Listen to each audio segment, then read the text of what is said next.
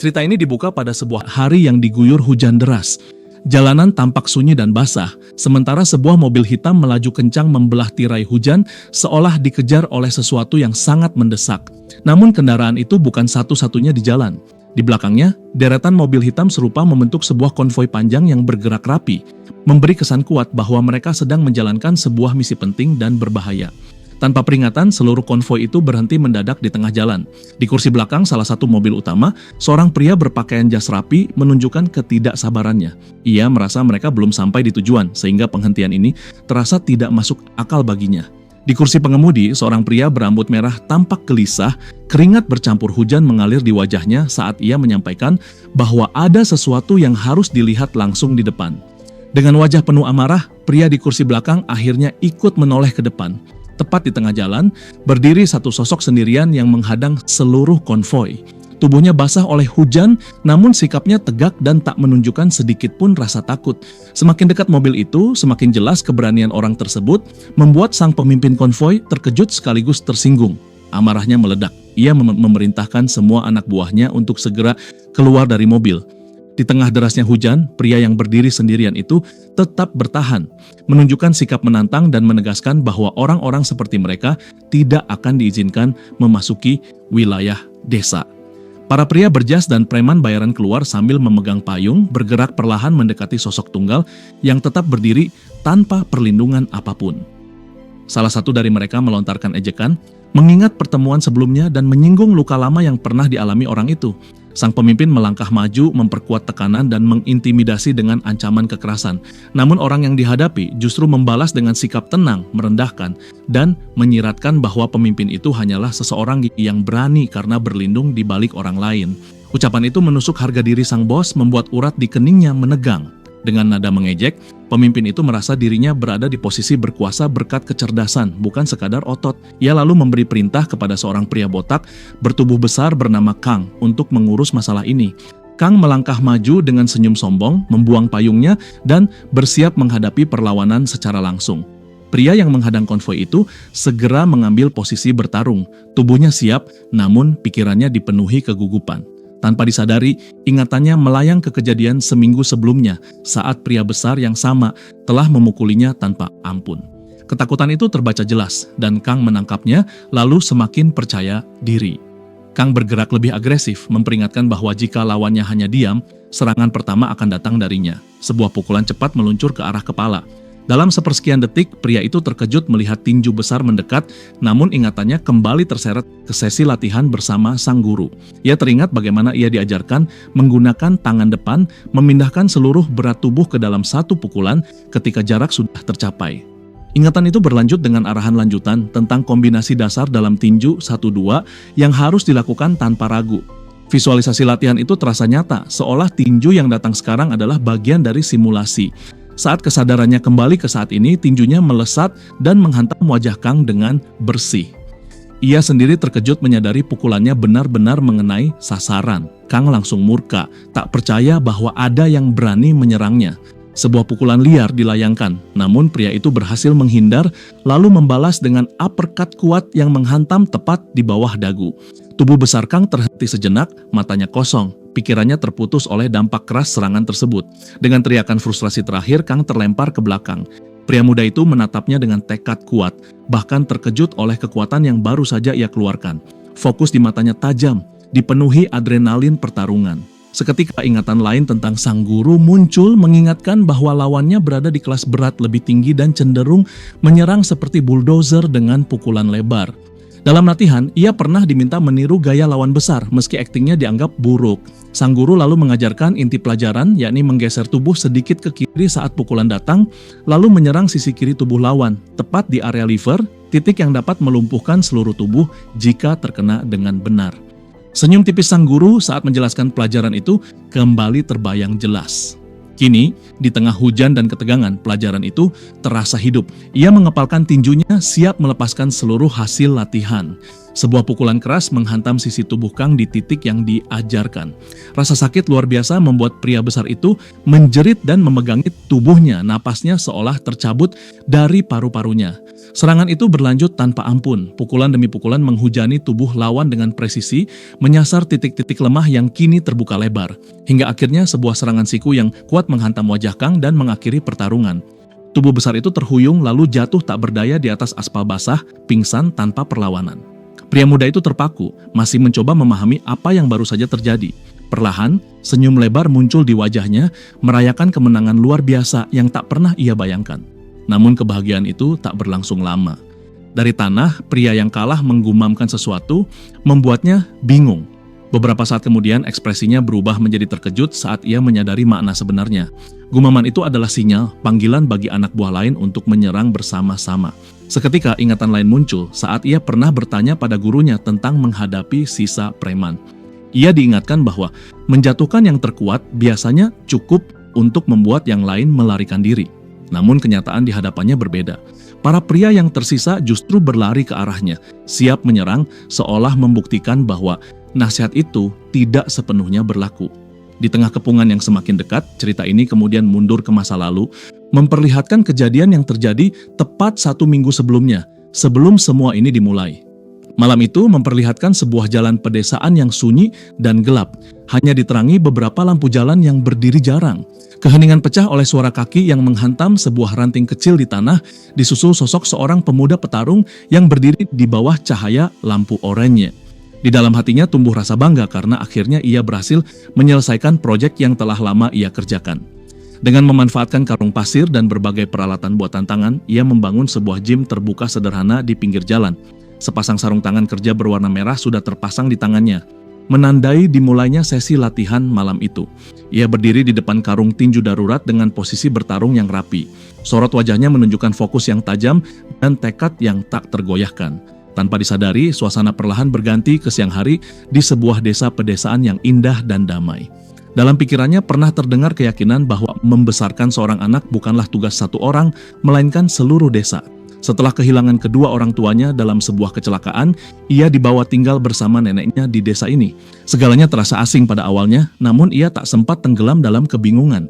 Sebagai anak kecil, ia sering menangis karena rindu yang mendalam pada orang tuanya. Namun para tetua desa selalu berkumpul di sekelilingnya, membuat wajah-wajah lucu demi menghiburnya. Cinta yang ia terima begitu besar hingga ia segera merasa menjadi bagian dari sebuah keluarga besar. Rasa kehilangan itu perlahan terbalut kehangatan yang tulus. Beberapa waktu kemudian, suasana berpindah ke pusat komunitas Desa Sunshine. Sebuah pertemuan penting sedang berlangsung. Seorang pria tua yang tampak sebagai kepala desa menyampaikan persoalan serius kepada para warga. Seorang perempuan lanjut usia mengungkapkan kekhawatiran tentang anggaran yang terbatas dan menyarankan agar harapan mereka diturunkan.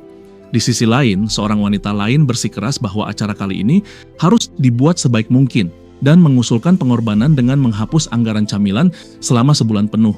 Usulan itu langsung disambut persetujuan penuh semangat, karena semua warga yakin mereka bisa bertahan tanpa camilan demi tujuan bersama. Keesokan harinya, para warga mengejutkannya dengan sebuah tas sekolah baru. Senyum hangat menghiasi wajah mereka saat mendorongnya untuk rajin belajar, sambil menjelaskan bahwa seorang kakek rela mengorbankan uang jajannya demi tas tersebut. Uang receh yang mereka kumpulkan disatukan, bahkan namanya dijahit tangan di setiap perlengkapan. Dari jahitan tangan ini, barulah kita mengetahui bahwa nama adalah Gangchan. Hadiah itu sederhana, namun bagi seorang anak kecil nilainya terasa setara dengan seluruh dunia. Kenangan itu masih ia simpan hingga kini bersama rasa syukur atas kebaikan yang tak pernah pudar. Terinspirasi oleh para petinju terkenal, ia bertekad membalas cinta desa itu dengan menjadi seseorang yang hebat. Kembali ke masa kini, kakinya menapak tanah dengan kokoh, bersiap melangkah ke gerakan berikutnya. Ia mengingat berjam-jam latihan yang ia habiskan demi menjadi lebih kuat. Hari demi hari memukul karung tinju buatannya, bahkan di tengah hujan deras.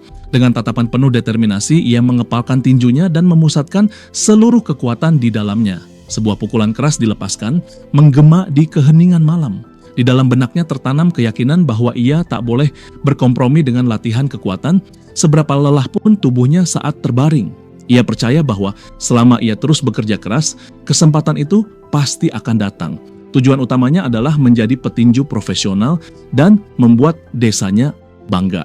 Di sisi lain, neneknya tertidur di rumah, sementara televisi masih menyala, menyiarkan berita tentang kejadian malam sebelumnya. Saat terbangun, ia bertanya-tanya kemana cucunya pergi hingga larut malam tanpa tidur. Rasa kesal muncul karena televisi dibiarkan menyala dan membuang listrik. Penyiar berita kemudian menyampaikan rencana Han Construction untuk memperluas bisnis resor mereka. Langit yang gelap dan berawan muncul seolah menjadi pertanda buruk. Di bagian lain desa, seorang pria tua sedang merawat tanamannya dengan alat berkebun kecil. Temannya menyinggung kabar bahwa Han Construction telah menghancurkan kota tetangga dengan membeli tanah lalu meninggalkannya dalam kekacauan. Pembicaraan mereka terhenti ketika salah satu dari mereka melihat sesuatu mendekat dari kejauhan. Sebuah mobil hitam melaju cepat di jalan pedesaan yang sepi. Ban mobil itu melintas sangat dekat dengan tepi jalan yang ditumbuhi tanaman kecil, lalu melesat melewati dua pria tua itu hingga menghilang dari pandangan. Tak lama kemudian, konvoi mobil hitam lainnya menyusul di jalan sempit yang sama. Seorang pria berjas rapi dan sepatu mewah keluar dari salah satu kendaraan. Dialah pemimpin rombongan itu, membawa serta sekelompok orang bertampang keras. Mereka bergerak lurus menuju pusat komunitas desa tempat para warga berkumpul. Jumlah warga desa jelas kalah banyak dibandingkan sang direktur dan para anak buahnya. Dengan senyum palsu, pria itu menyapa para tetua dan berpura-pura meminta maaf karena telah menyita waktu mereka. Gang Chan melihat semua orang berkumpul dan merasakan firasat buruk yang menekan dadanya. Sang pemimpin kemudian memperkenalkan dirinya sebagai Kang Hoan, kepala direktur Han Construction. Tanpa basa-basi, ia menunjukkan sebuah kontrak dan menyatakan keinginannya membeli seluruh tanah desa untuk proyek resor baru. Ia mengajukan tawaran uang yang terkesan menghina. Amarah pemuda itu mendidih, merasa ada batas bagi rendahnya sebuah penawaran. Kepala desa maju ke depan, menolak dengan tegas dan menyebut tindakan itu sebagai penipuan, menuntut harga yang layak sambil menegaskan bahwa tak seorang pun berniat menjual tanah mereka. Ketegangan meningkat ketika Kang Hoan mencoba menawar lebih tinggi, namun kepala desa justru mengusirnya dengan keras. Kesabaran Kang Hoan runtuh. Ia kesal karena perlawanan orang tua itu. Bahkan jasnya sampai ditarik. Dengan rahang mengeras, ia mengeluh bahwa dirinya sudah berusaha bersikap baik, lalu meluapkan amarah dengan menghina para tetua desa. Situasi memanas hingga akhirnya ia memerintahkan bawahannya yang berambut merah untuk menyelesaikan masalah. Dengan senyum sinis, pria berambut merah itu mengejek kepala desa dan mendorongnya dengan kasar hingga terjatuh, sambil berdalih bahwa tindakannya hanyalah pembelaan diri. Gang Chan membeku dalam ketakutan saat melihat tubuh kepala desa terhempas ke aspal. Ia segera berlari menolong pria tua itu yang meringis menahan sakit di punggungnya. Melihat kejadian itu, neneknya berteriak dengan panik, mempertanyakan mengapa semua ini harus terjadi. Pria berambut merah menoleh dengan sikap kasar, melontarkan penghinaan yang semakin keji. Tanpa ragu, ia mengangkat tangannya dan melangkah maju dengan senyum kejam, lalu menampar nenek itu sekuat tenaga, membuat udara di ruangan itu seketika membeku oleh kekerasan yang tak termaafkan. Dampak tamparan itu begitu keras hingga pot yang dipegang nenek-neneknya terlepas dari tangannya dan melayang sebelum jatuh menghantam lantai keras. Tubuhnya ikut terhempas ke permukaan pavement. Kejadian mendadak itu membuat semua orang terdiam. Di mata pemuda itu, amarah murni menyala tanpa kendali saat menyaksikan kekejaman tersebut. Pria berambut merah itu sempat terlihat gugup, pikirannya melintas pada kemungkinan buruk jika wanita tua itu sampai meninggal. Namun kegelisahan itu segera ia tutupi dengan upaya membenarkan tindakannya sendiri. Ia merasa apa yang terjadi hanyalah akibat dari perlawanan yang berani membalas. Saat itu juga sebuah pukulan dahsyat menghantam sisi wajahnya. Tubuh pria itu terangkat ke udara lalu terhempas keras ke tanah. Ia terkapar di atas pavement dengan tubuh kaku, mencoba memahami siapa yang baru saja memukulnya. Sosok yang bergerak dengan kecepatan luar biasa itu adalah Gang Chan yang selama ini menahan diri. Dengan wajah penuh amarah, ia mencengkeram si preman dan langsung menghujaninya dengan pukulan bertubi-tubi tanpa memberi kesempatan bernapas. Di sisi lain, sang direktur hanya mengamati dengan ekspresi datar. Ia terlihat tidak terkesan karena anak buahnya bahkan tak mampu menghadapi seorang pemuda desa. Beberapa saat kemudian, ia melangkah maju dengan penuh percaya diri, menyadari bahwa pendekatan harus diubah. Pandangannya beralih pada seorang pria besar bernama Kang, memberi isyarat untuk maju dan mengakhiri semuanya. Kini Gang Chan berdiri berhadapan dengan lawan yang jauh lebih besar dan mengintimidasi. Meski demikian, ia tetap bertahan di tempatnya, menuntut agar para penyerang itu meminta maaf dan pergi. Tanggapan yang ia terima hanyalah tawa keras yang meremehkan. Tatapan penuh tekad di wajahnya dianggap sebagai lelucon oleh lawan di depannya. Kang melancarkan serangan sambil menganggapnya sebagai pembelaan diri. Tinju besar itu melesat cepat ke arah pemuda tersebut. Tubuhnya menegang, bersiap menerima benturan, namun di detik terakhir ia berhasil menggeser tubuh ke samping dan menghindari pukulan. Melihat celah, ia segera membalas dengan serangan cepat ke arah perut lawannya. Pukulan itu mendarat tetapi hampir tak memberi dampak. Pria besar itu nyaris tidak bergeming. Saat itu juga Gang Chan menyadari bahwa kesempatan emasnya telah terbuang. Kekuatan mentah Kang berada di tingkat yang sama sekali berbeda. Dengan mudah, Kang mencengkeram tangannya dan meremehkan lemahnya serangan yang baru saja diterima. Keterkejutan menyelimuti benaknya. Ia tak percaya pada perbedaan kekuatan yang begitu mencolok. Satu pukulan keras ke perut membuatnya jatuh dan terengah di tanah, berjuang menghirup udara. Dengan pandangan kabur ke atas, ia melihat Kang bersiap mengakhiri segalanya. Tanpa belas kasihan, sebuah tendangan keras menghantam kepalanya. Tubuhnya terguncang hebat. Kang berdiri di atasnya seolah merayakan kemenangan yang terasa terlalu mudah. Meski telah menerima serangan brutal, Gang Chan masih setengah sadar dan mengerang kesakitan. Kemarahan Kang meningkat saat menyadari lawannya masih menatapnya. Ia menganggap pemuda itu benar-benar tak punya harapan. Dengan wajah bosan, ia memberi perintah agar anak buah lainnya menyelesaikan pekerjaan. Para preman segera menendang tubuh Gang Chan yang tergeletak, mengejek ketangguhannya di tengah kerumunan. Para warga desa hanya mampu berteriak agar mereka pergi. Darah menetes dari wajah Gang Chan ke tanah basah saat ia berusaha bangkit dengan tangan dan lututnya. Pria berambut merah kembali mengejek, menganggap ini bukan sekadar perkelahian ringan yang berakhir dengan mimisan. Tiba-tiba neneknya bangkit dan memohon agar mereka berhenti. Air mata dan darah mengalir di wajahnya saat ia memohon demi keselamatan cucunya. Dengan ekspresi penuh rasa sakit, ia bahkan rela menanggung semuanya sendiri, meminta agar kekerasan dialihkan kepadanya saja. Pengorbanan itu membuat Gang Chan semakin hancur. Ia rela menanggung seluruh amarah mereka jika itu bisa menyelamatkan neneknya. Di saat yang sama, sang direktur mendongak ke langit ketika hujan mulai turun, merasa terganggu oleh cuaca yang tiba-tiba berubah. Seseorang segera membukakan payung hitam besar untuknya. Ia mengeluh karena hujan merusak sepatu mahalnya, lalu memutuskan untuk menghentikan kejadian hari itu. Ia memperingatkan agar pertemuan berikutnya berlangsung dengan lebih beradab dan mengancam agar polisi tidak dilibatkan, karena pihak berwenang bisa dengan mudah dibungkam. Dengan senyum tipis yang menyeramkan, ia menambahkan bahwa mereka telah merekam kejadian pemukulan sebelumnya. Sambil masuk ke mobil, ia memperingatkan agar mereka bersikap bijak karena dalam 1 minggu ia akan kembali menagih jawaban. Konvoi itu pun pergi meninggalkan desa dalam keadaan hancur dan basah oleh hujan. Setelah semuanya berakhir, nenek itu bertanya dengan lemah apakah cucunya baik-baik saja dan menyarankan agar mereka pergi ke rumah sakit. Namun tiba-tiba ia memegangi kepalanya dengan kesakitan, membuat Gang Chan panik. Kepala desa segera menyarankan agar ia dibawa pulang untuk beristirahat. Di dalam rumah, mereka memeriksa lukanya dan merasa lega karena tidak ada cedera otak serius. Kepala desa menjelaskan bahwa ia hanya terbentur batu dan akan pulih setelah beristirahat.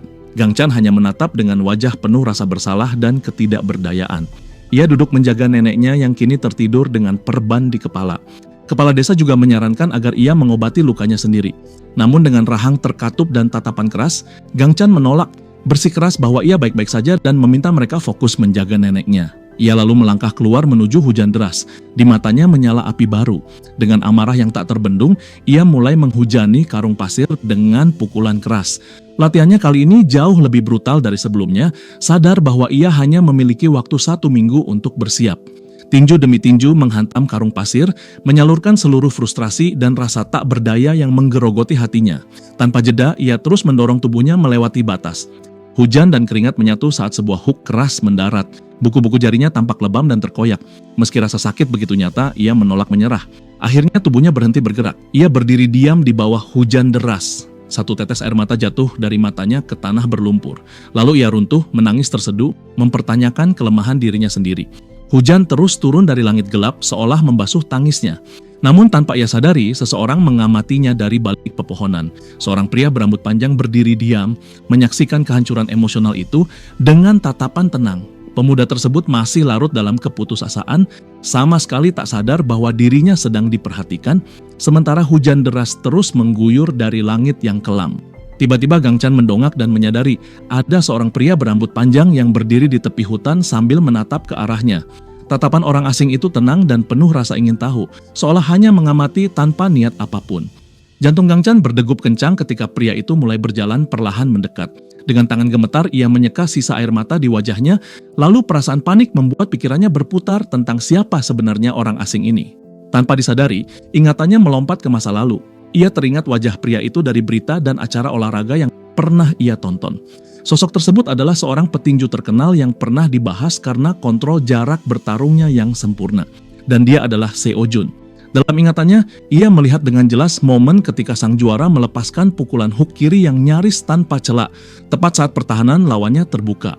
Keahlian luar biasa itu membuktikan bahwa posisinya sebagai juara dunia bukan sekadar gelar kosong. Ia juga teringat wawancara singkat di mana petinju itu menjelaskan keinginannya untuk berlatih sendirian di tempat yang tenang, jauh dari keramaian. Kembali ke masa kini, Seo Jun mengonfirmasi bahwa identitasnya memang telah dikenali dengan benar. Gang Chan terpaku dalam keterkejutan, setengah yakin bahwa ia hanya sedang bermimpi bertemu juara dunia secara langsung. Namun ia menjelaskan bahwa ini bukan mimpi, ia hanya sedang mencari tempat yang bagus untuk berkemah.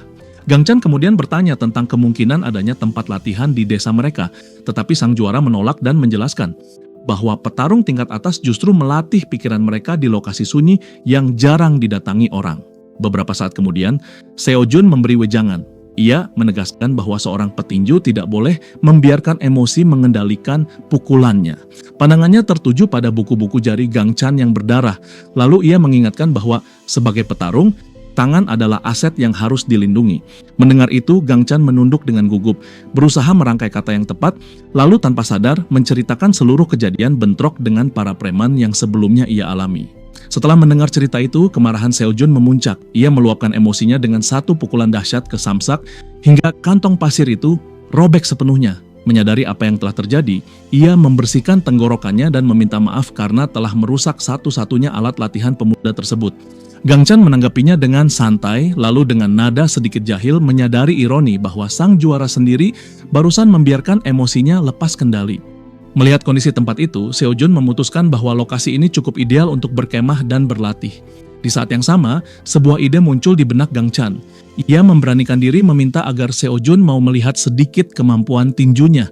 Seo Jun menanggapinya dengan senyum miring, mengisyaratkan bahwa banyak orang biasanya memohon bantuan darinya secara gratis, sambil membanggakan statusnya sebagai pahlawan di ring.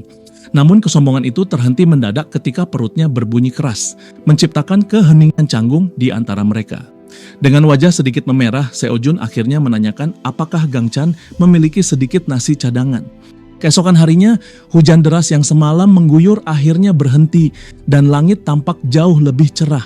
Pagi itu, Seo Jun menggigit besar bola nasi pemberian pemuda tersebut dan langsung terkejut oleh rasanya yang sederhana namun lezat. Gang Chan memperhatikan betapa Seo Jun benar-benar menikmati makanan itu hingga akhirnya ia menawarkan porsinya sendiri karena melihat betapa laparnya Seo Jun yang langsung menerimanya dengan senang hati. Setelah makan selesai, Seo Jun merasa berutang budi dan memutuskan untuk membalasnya dengan melihat tinju Gang Chan secara langsung. Ia meminta Gang Chan melakukan kombinasi 1-2 hook. Gang Chan segera bersiap sementara Seo Jun mengamati dari samping. Dengan ekspresi serius, Gang Chan mengerahkan seluruh kecepatan dan kekuatannya dalam satu rangkaian pukulan penuh. Begitu selesai, ia menanti penilaian dengan penuh harap, namun yang ia terima justru kritik pedas. Seo Jun menilai tekniknya berantakan dan mulai menunjukkan kesalahan-kesalahan fatal dalam posturnya, terutama guard yang terlalu tinggi hingga hampir tak berguna dalam pertarungan nyata. Dengan kejujuran yang brutal, ia bahkan menyarankan agar Gang Chan menyerah karena tidak memiliki bakat tinju. Putus asa namun tidak ingin menyerah, Gang Chan memohon agar diajari sedikit lagi. Seo Jun menolak dengan tegas, menjelaskan bahwa sebagai juara dunia, ia memiliki hal yang lebih penting daripada melatih orang lain, apalagi ia datang ke tempat ini untuk berlatih, bukan berlibur. Penolakan itu membuat hati Gang Chan hancur. Namun beberapa saat kemudian, Seo Jun menghela napas panjang, seolah mempertimbangkan ulang keputusannya, lalu menyuruh Gang Chan mengikutinya jika ingin tetap tinggal, karena sesi latihannya akan segera dimulai. Kesempatan itu disambut dengan luapan kegembiraan. Latihan pun dimulai dengan lari jarak jauh disertai penjelasan bahwa stamina adalah fondasi paling dasar dalam tinju. Setelah itu mereka melanjutkan dengan 5 ronde lompat tali untuk melatih daya tahan dan gerak kaki. lalu 7 ronde shadow boxing yang dianggap paling penting. Hari itu, latihan difokuskan pada simulasi menghadapi petarung jarak dekat dengan visualisasi lawan legendaris yang dikenal sebagai Raja Infighter. Dalam imajinasi tersebut, intensitas tatapan lawan terasa nyata dan Seojun memperagakan gerakan slip dan weave untuk menghindari pukulan-pukulan mematikan sambil menjaga jarak dengan jab tanpa henti. Gang Chan mengamati dengan saksama dan menyadari pola pergerakan Seojun. Ia menyimpulkan bahwa lawan yang dihadapi adalah tipe Infighter, sebuah pengamatan yang mengejutkan Seojun. Seojun terdiam merenungkan apakah itu hanya tebakan beruntung atau tanda bahwa Gang Chan memiliki insting tinju yang tajam. Sebuah senyum tipis muncul di wajahnya menandakan tumbuhnya ketertarikan. Latihan berlanjut dengan 7 ronde kerja keras di samsak, pertukaran pukulan ke tubuh, serta teriakan Seojun agar muridnya memukul lebih keras. Gang Chan diajari teknik menepis pukulan dengan benar demi melindungi wajahnya. Sesi kemudian ditutup dengan pull-up brutal di dahan pohon untuk melatih kekuatan tubuh bagian atas, dilanjutkan push-up di tanah berlumpur, latihan lengan dengan beban botol air rakitan, hingga menggantung di dahan tebal sambil mengangkat kaki untuk membakar otot inti. Rangkaian rasa sakit itu ditutup dengan sit-up tanpa henti dan bahkan lemparan batu yang tidak lazim. Latihan seintens itu akhirnya membuat Gang Chan nyaris tumbang karena kelelahan.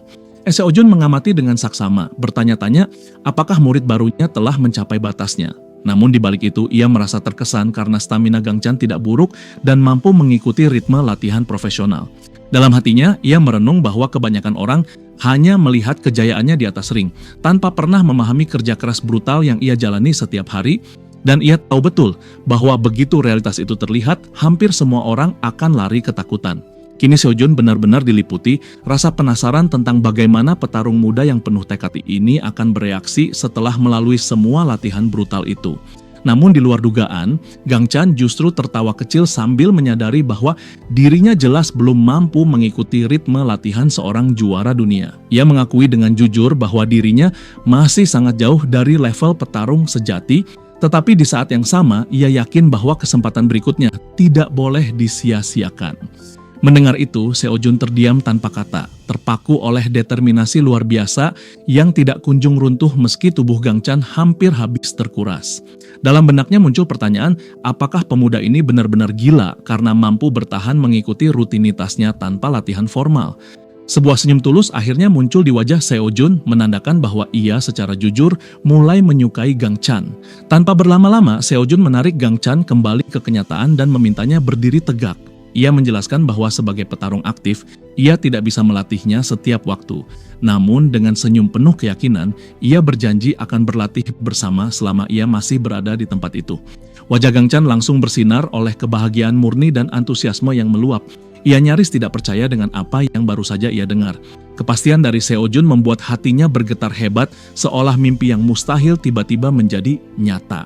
Namun sebelum latihan berlanjut, ekspresi Gang Chan berubah serius. Ingatannya kembali pada ancaman para preman yang berjanji akan datang tepat seminggu kemudian. Seojun memahami perubahan itu dan mengingatkan bahwa seorang pria harus menyelesaikan urusannya dengan tuntas sebelum melangkah lebih jauh. Tepat seminggu kemudian, hujan deras kembali mengguyur desa saat hari yang dijanjikan akhirnya tiba. Kembali ke masa kini, terlihat bagaimana Gang Chan pernah mendaratkan kombinasi pukulan kuat ke tubuh sang manajer, membuat pria besar itu terhuyung ke belakang dalam kondisi benar-benar terpukul. Sampai akhirnya Gang Chan kembali terpojok, dikelilingi oleh para preman. Meski begitu, senyum tipis muncul di wajahnya karena ia tahu ajaran gurunya benar-benar bekerja. Kebingungan sempat menyelimutinya ketika manajer yang terkapar di tanah masih berusaha menggeram dan memerintahkan sesuatu dengan putus asa. Wajah Gang Chan dipenuhi keterkejutan saat ia memahami perintah tersebut ketika pria besar itu mengumpulkan sisa tenaga untuk menyuruh anak buahnya menyerang habis-habisan. Meski rasa takut jelas terlihat, Gang Chan mengepalkan tinjunya dan kembali ke posisi bertarung. Tanpa memberi celah sedetik pun, dua preman langsung menyerbu. Serangan pertama datang dengan ayunan lebar yang ceroboh, namun Gang Chan dengan mudah merunduk melewatinya. Dengan tatapan penuh tekad, ia melihat celah sempurna dan melancarkan serangan balik berupa pukulan keras ke perut preman berambut merah. Namun alih-alih tumbang, preman itu justru tersenyum licik karena serangan tersebut ternyata hanyalah umpan. Dengan satu gerakan kasar, Gang Chan diangkat dan dilempar, membuat tubuhnya terhempas tanpa keseimbangan. Melihatnya lengah, para preman lain segera menyerbu dan sebuah pukulan telak menghantam punggungnya. Benturan itu membuat tubuhnya terlempar ke depan dan kehilangan pijakan sepenuhnya. Tawa dan sorakan kejam terdengar ketika mereka berteriak agar pemuda itu dihabisi. Meski terjatuh di tanah dan dikepung, tatapan matanya tetap menyala oleh tekad murni. Dalam kepalanya muncul rasa sakit karena merasa kembali gagal melindungi orang lain. Saat keputusasaan itu memuncak, sebuah suara datar terdengar dari kejauhan. Tanpa disadari, Seo Jun telah berdiri di sana sambil merekam semua kejadian dengan ponselnya. Menganggapnya sebagai rekaman yang sangat menarik, Kang Hwan akhirnya menyadari kehadiran orang asing itu dan menatapnya dengan marah. Dengan sikap santai, Seo Jun melangkah maju dan menyerahkan payung serta ponselnya kepada muridnya. Mata Kang Hwan membelalak ketika ia akhirnya mengenali sosok di hadapannya sebagai petinju terkenal. Teriakan nama Seo Jun pun meluncur, disertai rasa terkejut karena seorang preman sepertinya bisa mengenali legenda ring dunia. Gang Chan menatap gurunya dengan ekspresi campur aduk, penasaran dengan rencana yang akan dilakukan. Kang Hwan mencoba mengancam dan memerintahkan anak buahnya merebut ponsel serta menghapus rekaman. Namun Seo Jun hanya menertawakan ancaman itu. Ketika mereka berniat menggunakan kekerasan, ia justru mengamati dengan tenang, menyadari bahwa orang-orang lokal ini memang bisa memukul, namun hanya sebatas teknik jalanan. Dengan tinju yang mengepal, ia merasa geli membayangkan bahwa mereka mengira dirinya akan gentar oleh serangan semacam itu. Berpaling sejenak kepada muridnya, Seo Jun memintanya memperhatikan dengan saksama agar bisa belajar sesuatu yang penting. Ia menanamkan bahwa tekad saja tidak cukup dan kekuatan sejati diperlukan untuk benar-benar melindungi orang-orang yang disayangi. Perintah terakhir pun diberikan dan seluruh preman menyerbu serentak. Seorang preman pertama melesat dengan teriakan dan ayunan liar, namun Seo Jun dengan mudah merunduk melewati serangan ceroboh itu. Dalam sekejap, sebuah uppercut menghantam rahang lawannya dengan suara keras yang mengerikan, membuat tubuh preman itu terangkat dan jatuh tak berdaya hanya dengan satu pukulan. Preman berikutnya menyerang dengan amarah, tetapi kembali gagal karena Seo Jun menghindar dengan gerakan ringan, lalu membalas dengan pukulan lurus secepat kilat yang berhenti tepat di depan wajahnya. Ketakutan langsung membekukan tubuh preman tersebut. Gang Chan menyaksikan semuanya dengan mata terbelalak, terpesona oleh keterampilan Seo Jun yang mampu melumpuhkan lawan tanpa usaha berlebihan. Namun situasi berubah ketika preman berambut merah dengan sikap pongah mengambil tongkat bisbol dari dalam mobil. Dengan senyum meremehkan, ia menantang Seo Jun dan menganggap tinju kosong tidak berarti apa-apa tanpa jangkauan senjata. Seo Jun langsung menyadari niat serius itu, menyadari bahwa lawannya siap mengakhiri karier tinjunya di tempat tersebut. Dengan hela napas berat, Seo Jun menerima tantangan itu. Ayunan tongkat besi datang dengan kekuatan penuh, disertai keyakinan bahwa pukulan tersebut akan menjadi akhir baginya. Namun dengan refleks tajam, ia menunduk dan berkelit di bawah ayunan mematikan itu sambil secara bersamaan mendaratkan pukulan bersih ke rahang lawan. Meski serangan itu berhasil, lengannya terasa nyeri akibat benturan keras. Tanpa ragu, ia membalas dengan pukulan ke tubuh yang menghantam keras, menghasilkan suara retakan mengerikan. Preman berambut merah langsung tertekuk dalam penderitaan luar biasa, menjerit kesakitan sambil terengah-engah, berjuang mengisi paru-parunya dengan udara di tengah rasa sakit yang tak tertahankan. Dengan sorot mata penuh amarah, Seo Jun belum berniat mengakhiri semuanya. Tanpa ragu, tinjunya bergerak seolah dengan kehendaknya sendiri saat sebuah uppercut pamungkas yang menghancurkan mendarat sempurna. Pukulan itu melontarkan pria bersenjata tersebut ke belakang di tengah hujan deras, lalu tubuhnya menghantam aspal basah dengan keras hingga benar-benar tak bergerak. Ia tumbang sepenuhnya, tak sadarkan diri di bawah kekuatan Seo Jun. Gang Chan hanya bisa menyaksikan pemandangan itu dengan keterkejutan total. Bahkan sang direktur dan sisa anak buahnya terpaku dalam ketakutan, tak mampu memproses apa yang baru saja terjadi. Seo Jun kemudian menoleh ke arah mereka dengan tenang, seolah mempertanyakan apakah semua yang barusan ia lakukan bisa dianggap sebagai pembelaan diri. Terintimidasi sepenuhnya, para preman mulai mundur satu persatu. Seo Jun terlihat sedikit kecewa melihat reaksi mereka yang langsung gentar. Ia menilai pertarungan itu berakhir terlalu cepat dan menyindir bahwa mereka berani mengeroyok seorang anak muda. Namun langsung lari begitu masalah muncul. Kang Hwan kehilangan kendali dan meluapkan amarahnya kepada anak buahnya sendiri karena dianggap gagal total. Seo Jun justru menyuruhnya berhenti, menilai tidak ada gunanya bertarung dengan para pengecut. Dengan nada dingin ia menawarkan sebuah jalan keluar. Ia berjanji tidak akan menyebarkan rekaman jika mereka meminta maaf kepada Gang Chan dan segera pergi. Namun Kang Hwan hanya tertawa histeris menolak untuk merendahkan diri atau mempercayai Seo Jun di hadapannya. Ekspresi Seo Jun pun menggelap, menandakan kesabarannya mulai habis.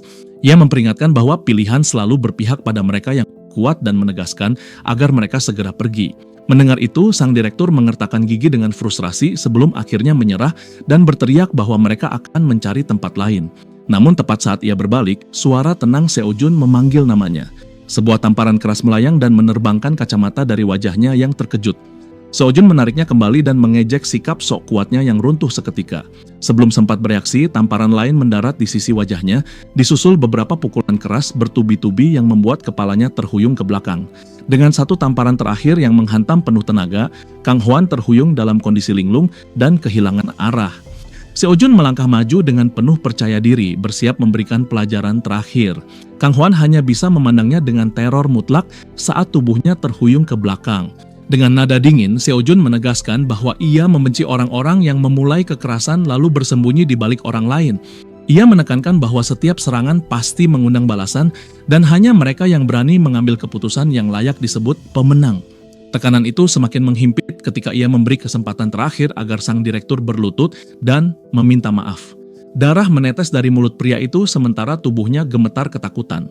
Pada akhirnya, lututnya melemah dan perlahan menekuk, membuatnya jatuh berlutut di hadapan pemuda yang sebelumnya ia remehkan. Gang Chan hanya bisa terpaku tak percaya saat pria arogan itu akhirnya menundukkan kepala dan meminta maaf. Para preman lain menyaksikan semua itu dalam keheningan penuh syok. Setelah mereka pergi, hujan deras pun berhenti dan langit mulai cerah. Mobil-mobil itu menjauh hingga menghilang di ujung jalan, sementara Gang Chan berdiri diam memperhatikan mereka pergi.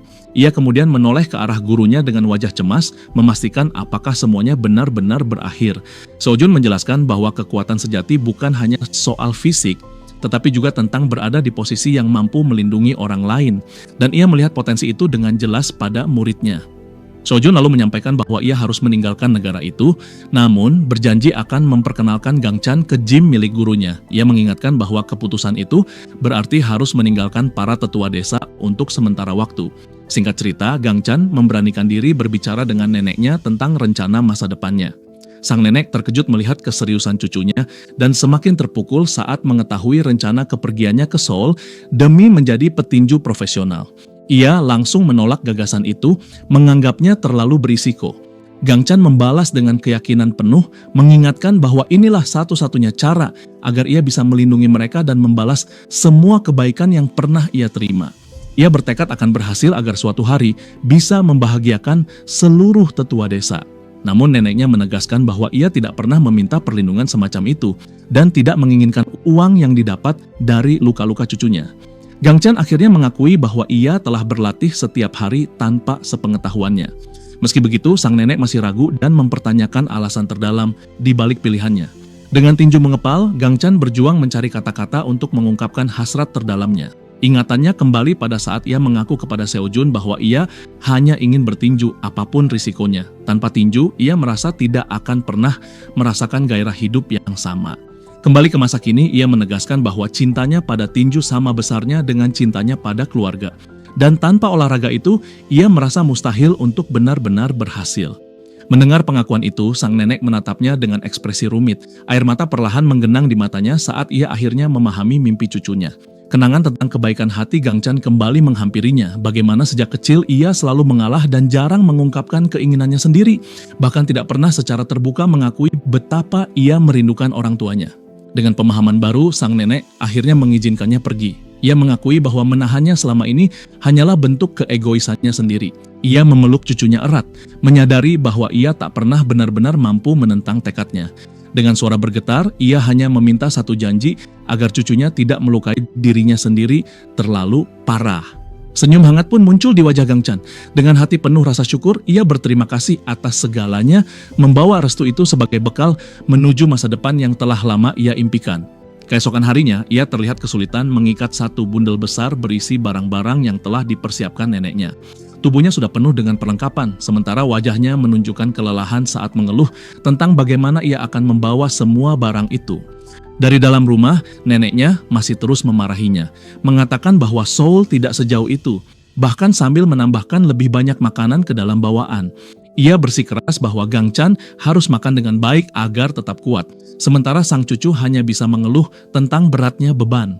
Saat ia hendak pergi bersama Seo Jun, neneknya tiba-tiba memanggil namanya untuk terakhir kali. Ia mengingatkannya bahwa jika semuanya terasa terlalu berat, ia selalu boleh pulang tanpa rasa malu, dan berjanji bahwa tidak seorang pun di desa akan menghakiminya.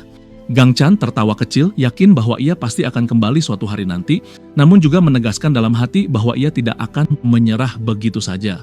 Beberapa saat kemudian, neneknya menyadari keberadaan pria dewasa yang berdiri di belakang cucunya. Ia bertanya-tanya siapa orang itu, dan ketika Sang Seojun hendak memperkenalkan diri, Gang Chan dengan cepat memotongnya sambil tersenyum lebar, menyebutnya hanya sebagai seseorang yang ia kenal. Ia menjelaskan bahwa orang inilah yang akan membawanya ke Seoul. Mendengar hal itu, neneknya langsung marah dan meluapkan kekesalannya karena merasa cucunya telah diberi ide bodoh. Namun setelah kemarahannya mereda, wajahnya berubah menjadi lebih tenang, lalu ia mengatakan ada satu hal yang bisa dilakukan. Ia meminta Seojun untuk membantu membawa semua barang cucunya. Tak lama kemudian, Seojun sudah dipenuhi tas di sekujur tubuhnya. Dengan nada lebih lembut, nenek itu mengucapkan terima kasih dan meminta agar cucunya dijaga dengan baik. Pemandangan itu membuat Gang Chan tersenyum hangat. Hatinya tersentuh oleh perhatian sederhana namun tulus tersebut. Sambil melambaikan tangan, ia meminta neneknya agar tidak keluar rumah dan neneknya mendoakan perjalanan yang aman. Saat ia mulai berjalan menjauh bersama gurunya, Gang Chan menoleh ke belakang dengan ekspresi serius. Dalam hatinya, ia yakin neneknya berdiri di sana hingga dirinya benar-benar menghilang dari pandangan, bahkan mungkin tetap menatap jalan kosong itu untuk waktu yang lama. Ia meminta maaf kepada gurunya dan menawarkan diri untuk membawa tas-tas tersebut, merasa bersalah telah merepotkan. Namun Seojun hanya menyuruhnya melupakan hal itu karena mereka hanya perlu berjalan sampai ke mobil. Tiba-tiba, Gang Chan terkejut ketika melihat seluruh tetua desa berdiri di hadapannya.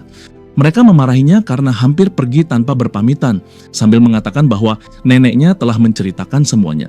Dengan senyum lebar, para tetua itu mulai memberikan banyak makanan dan hadiah untuk perjalanannya yang panjang.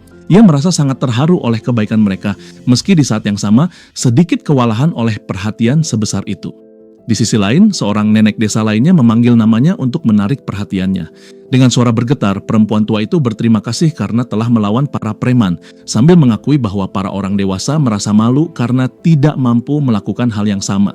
Emosinya tak terbendung hingga air mata akhirnya jatuh, dan ia mengeluh tentang siapa yang akan menemani neneknya setelah Gang Chan pergi.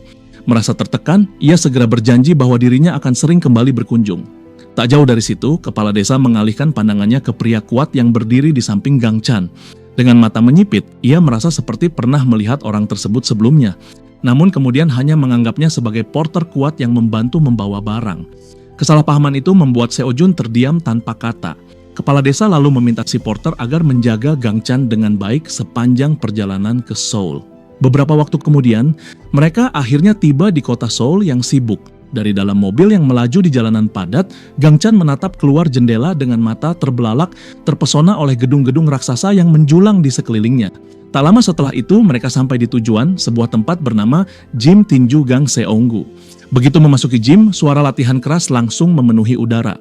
Para petinju sibuk mengasah kemampuan mereka, sementara dua orang terlihat berada di tengah sesi sparring yang intens saling bertukar pukulan. Namun saat Gang Chan dan Seojun melangkah masuk, suasana mendadak hening. Semua orang menoleh dengan ekspresi terkejut, lalu seketika mengenali Seojun dan mulai heboh meminta tanda tangan. Keributan itu terhenti ketika sosok besar muncul dan memarahi mereka karena membuat kegaduhan.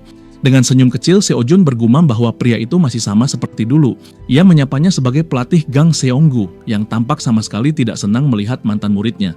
Seojun menjelaskan bahwa dirinya datang untuk menyapa, sekaligus meminta bantuan besar. Tanpa bertele-tele, ia meminta pelatih tersebut agar bersedia memimpin Gang Chan. Pelatih tua itu menatap Gang Chan dari atas ke bawah, sementara Gang Chan merasa gentar oleh tubuh besar di hadapannya. Para petinju lain mulai bertanya-tanya seberapa berbakat pemuda ini hingga Seojun membawanya ke sini. Rasa penasaran juga muncul di benak sang pelatih yang ingin tahu apa keistimewaan anak muda ini. Dengan wajah serius, pelatih meminta Gang Chan mengenakan sepasang sarung tinju dan berdiri di posisi. Ia mengatakan ingin melihatnya memukul mit, lalu memerintahkannya untuk segera mengambil sikap bertarung yang benar. Satu mitet diangkat, siap menguji kemampuan sang pendatang baru, sementara semua mata tertuju ke tengah gym. Namun kebingungan segera muncul ketika Gang Chan sama sekali tidak memukul. Pelatih tua itu tampak heran, sementara Seojun tertawa kecil, menyadari bahwa muridnya bahkan belum memahami isyarat dasar emiteti. Setelah itu, pelatih memberikan instruksi untuk kombinasi 1-2 dengan diikuti weave dan hook.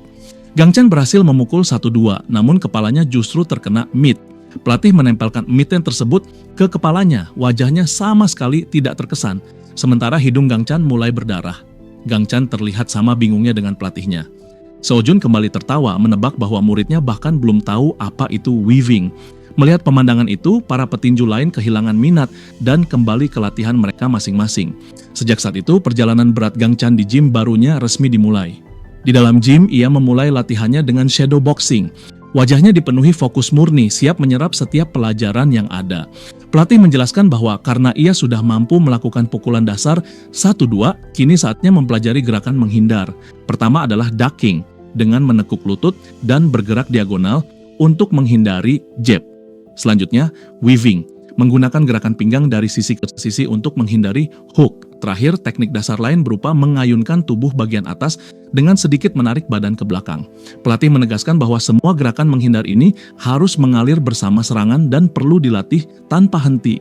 Dengan kaki tertanam kuat di lantai, Gang Chan bersiap berlatih keras. Dengan fokus yang tajam, ia segera mempraktikkan teknik-teknik baru tersebut, menggabungkan footwork cepat dengan pukulan-pukulannya, menandai langkah awal dari perjuangan panjang yang menantinya.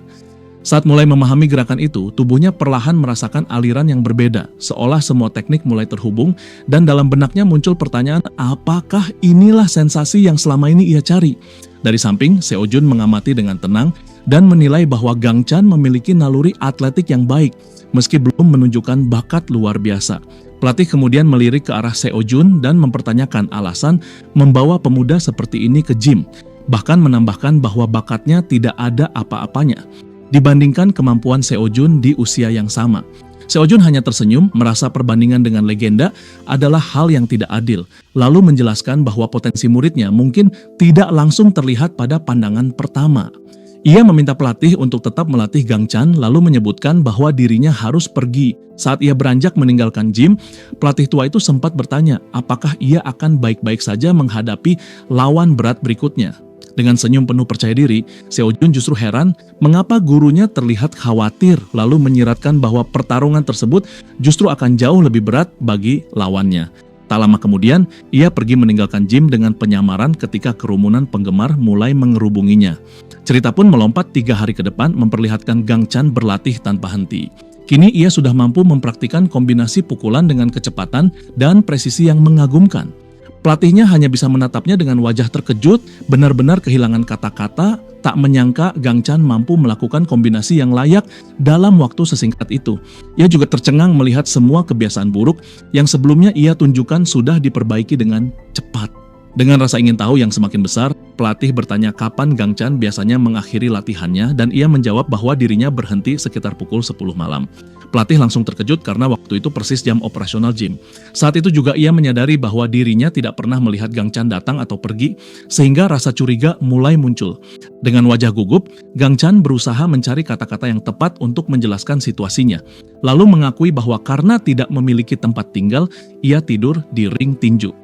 Ia segera meminta maaf karena tinggal tanpa izin, namun pelatih menegaskan bahwa dirinya tidak sedang memarahinya. Ia justru bertanya, apa yang biasa dilakukan Gang Chan sebelum tidur? Dan jawabannya adalah memvisualisasikan latihan. Pengakuan itu membuat pelatih benar-benar terkejut, karena kebanyakan anak seusianya justru ingin segera pergi setelah latihan. Tak lama kemudian, tawa keras memenuhi gym dan pelatih menyadari bahwa Seo Jun telah membawakan seseorang yang sangat menarik baginya. Dengan rencana baru di kepalanya, pelatih langsung memerintahkan agar seseorang bernama Seo Yun segera dipanggil. Sang Wo yang mendengar perintah itu langsung menyanggupi dan bergegas mencarinya. Mendengar hal itu, Gang Chan dipenuhi antusiasme karena akan menjalani sparring pertamanya. Meski ia sempat berpikir bahwa nama tersebut terdengar seperti nama perempuan. Komentar polos itu membuat pelatih menatapnya dengan kebingungan sebelum akhirnya memastikan bahwa Seo Yun memang seorang petinju perempuan dengan pengalaman 8 tahun. Di dalam ring, kedua petarung bersiap sementara semua mata tertuju pada mereka. Dengan wajah serius, Seo Yun memasang pelindung mulutnya dan bersiap bertanding. Di sisi lain, Gang Chan tampak gugup sambil menggenggam sarung tinju merah besarnya. Lawannya sempat berpikir untuk bertarung dengan ringan karena ini adalah pengalaman pertama sang pemula. Pelatih kemudian melangkah maju dan memintanya mengenakan pelindung kepala. Dengan ekspresi waspada, Gang Chan menerima perlengkapan tersebut dan bersiap menghadapi pertarungan nyata pertamanya. Setelah pelindung terpasang, ia tiba-tiba merasa cemas karena melihat lawannya tidak mengenakan perlindungan serupa dan khawatir jika terjadi cedera. Reaksi itu membuat mata Seoyun melebar antara terkejut dan kesal, sementara para petinju lain langsung menyadari bahwa pemula ini telah melakukan kesalahan besar. Soyeon melepas jaketnya dan menatap Gang Chan dengan ekspresi dingin. Perubahan sikap yang mendadak membuat Gang Chan semakin bingung. Ia menyiratkan bahwa Gang Chan seharusnya tidak mengkhawatirkannya dan lebih baik memikirkan dirinya sendiri, yang justru membuatnya makin heran mengapa lawannya tampak begitu marah. Bunyi bel yang nyaring akhirnya menandai dimulainya ronde pertama. Sebelum bertarung, kedua petarung itu saling menyentuhkan sarung tinju sebagai tanda hormat. Seoyun langsung mengambil posisi bertarung yang solid, siap melepaskan seluruh kemampuannya. Gang Chan mengakui bahwa dirinya sangat gugup menghadapi sparring pertamanya. Tanpa membuang waktu, Seoyun melesat maju dengan jab secepat kilat yang mengarah tepat ke wajahnya. Pukulan itu mendarat bersih, membuat kepalanya tersentak ke belakang, dan ia terkejut luar biasa oleh kecepatan lawannya. Fokus tajam seorang petarung berpengalaman terlihat jelas di mata Seoyun sebelum ia melanjutkan dengan rentetan pukulan tanpa henti. Gang Chan terdorong mundur ke arah tali ring sementara para petinju lain bersorak dan pelatih hanya mengamati dengan wajah serius. Ia tahu bahwa hanya karena lawannya seorang tia perempuan, Gang Chan tidak boleh meremehkannya. Bagi pelatih, Seoyun adalah lawan yang sempurna untuk membiasakan muridnya pada tekanan pertarungan nyata. Dengan guard tinggi, Gang Chan berjuang keras menahan hujan serangan. Ia mulai menyadari bahwa kecepatan lawannya berada di level yang sama sekali berbeda. Bahkan para preman yang pernah ia lawan kini terasa sangat lambat. Tak mampu mengimbangi, ia hampir tenggelam oleh serangan bertubi-tubi yang kuat dan tanpa henti. Meski terus menerima pukulan, fokusnya tidak goyah. Seoyun tetap menyerang tanpa memberi ruang bernapas sedikit pun. Gang Chan tahu bahwa jika ia mendapatkan satu celah saja, keadaan bisa berbalik. Mengingat teknik menghindar yang baru dipelajarinya, ia berhasil menunduk di bawah sebuah jab. Seoyun terkejut karena serangannya berhasil dihindari oleh seorang pemula. Gerakan itu menempatkan Gang Chan di titik buta lawannya, dan seketika ia melihat sebuah celah terbuka lebar. Dari pinggir ring, pelatih menyadari bahwa inilah momen yang selama ini ia tunggu. Dalam posisi sempurna untuk melakukan serangan balasan, Gang Chan bersiap melepaskan pukulannya. Lawannya hanya bisa menatap dengan tak percaya, masih mencoba memahami bagaimana pemula itu bisa bergerak secepat itu.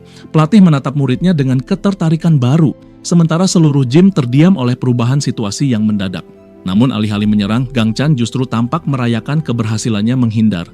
Pelatih langsung berteriak keras, menegaskan bahwa tinju bukan permainan menghindar semata dan celah yang sudah tercipta harus dimanfaatkan.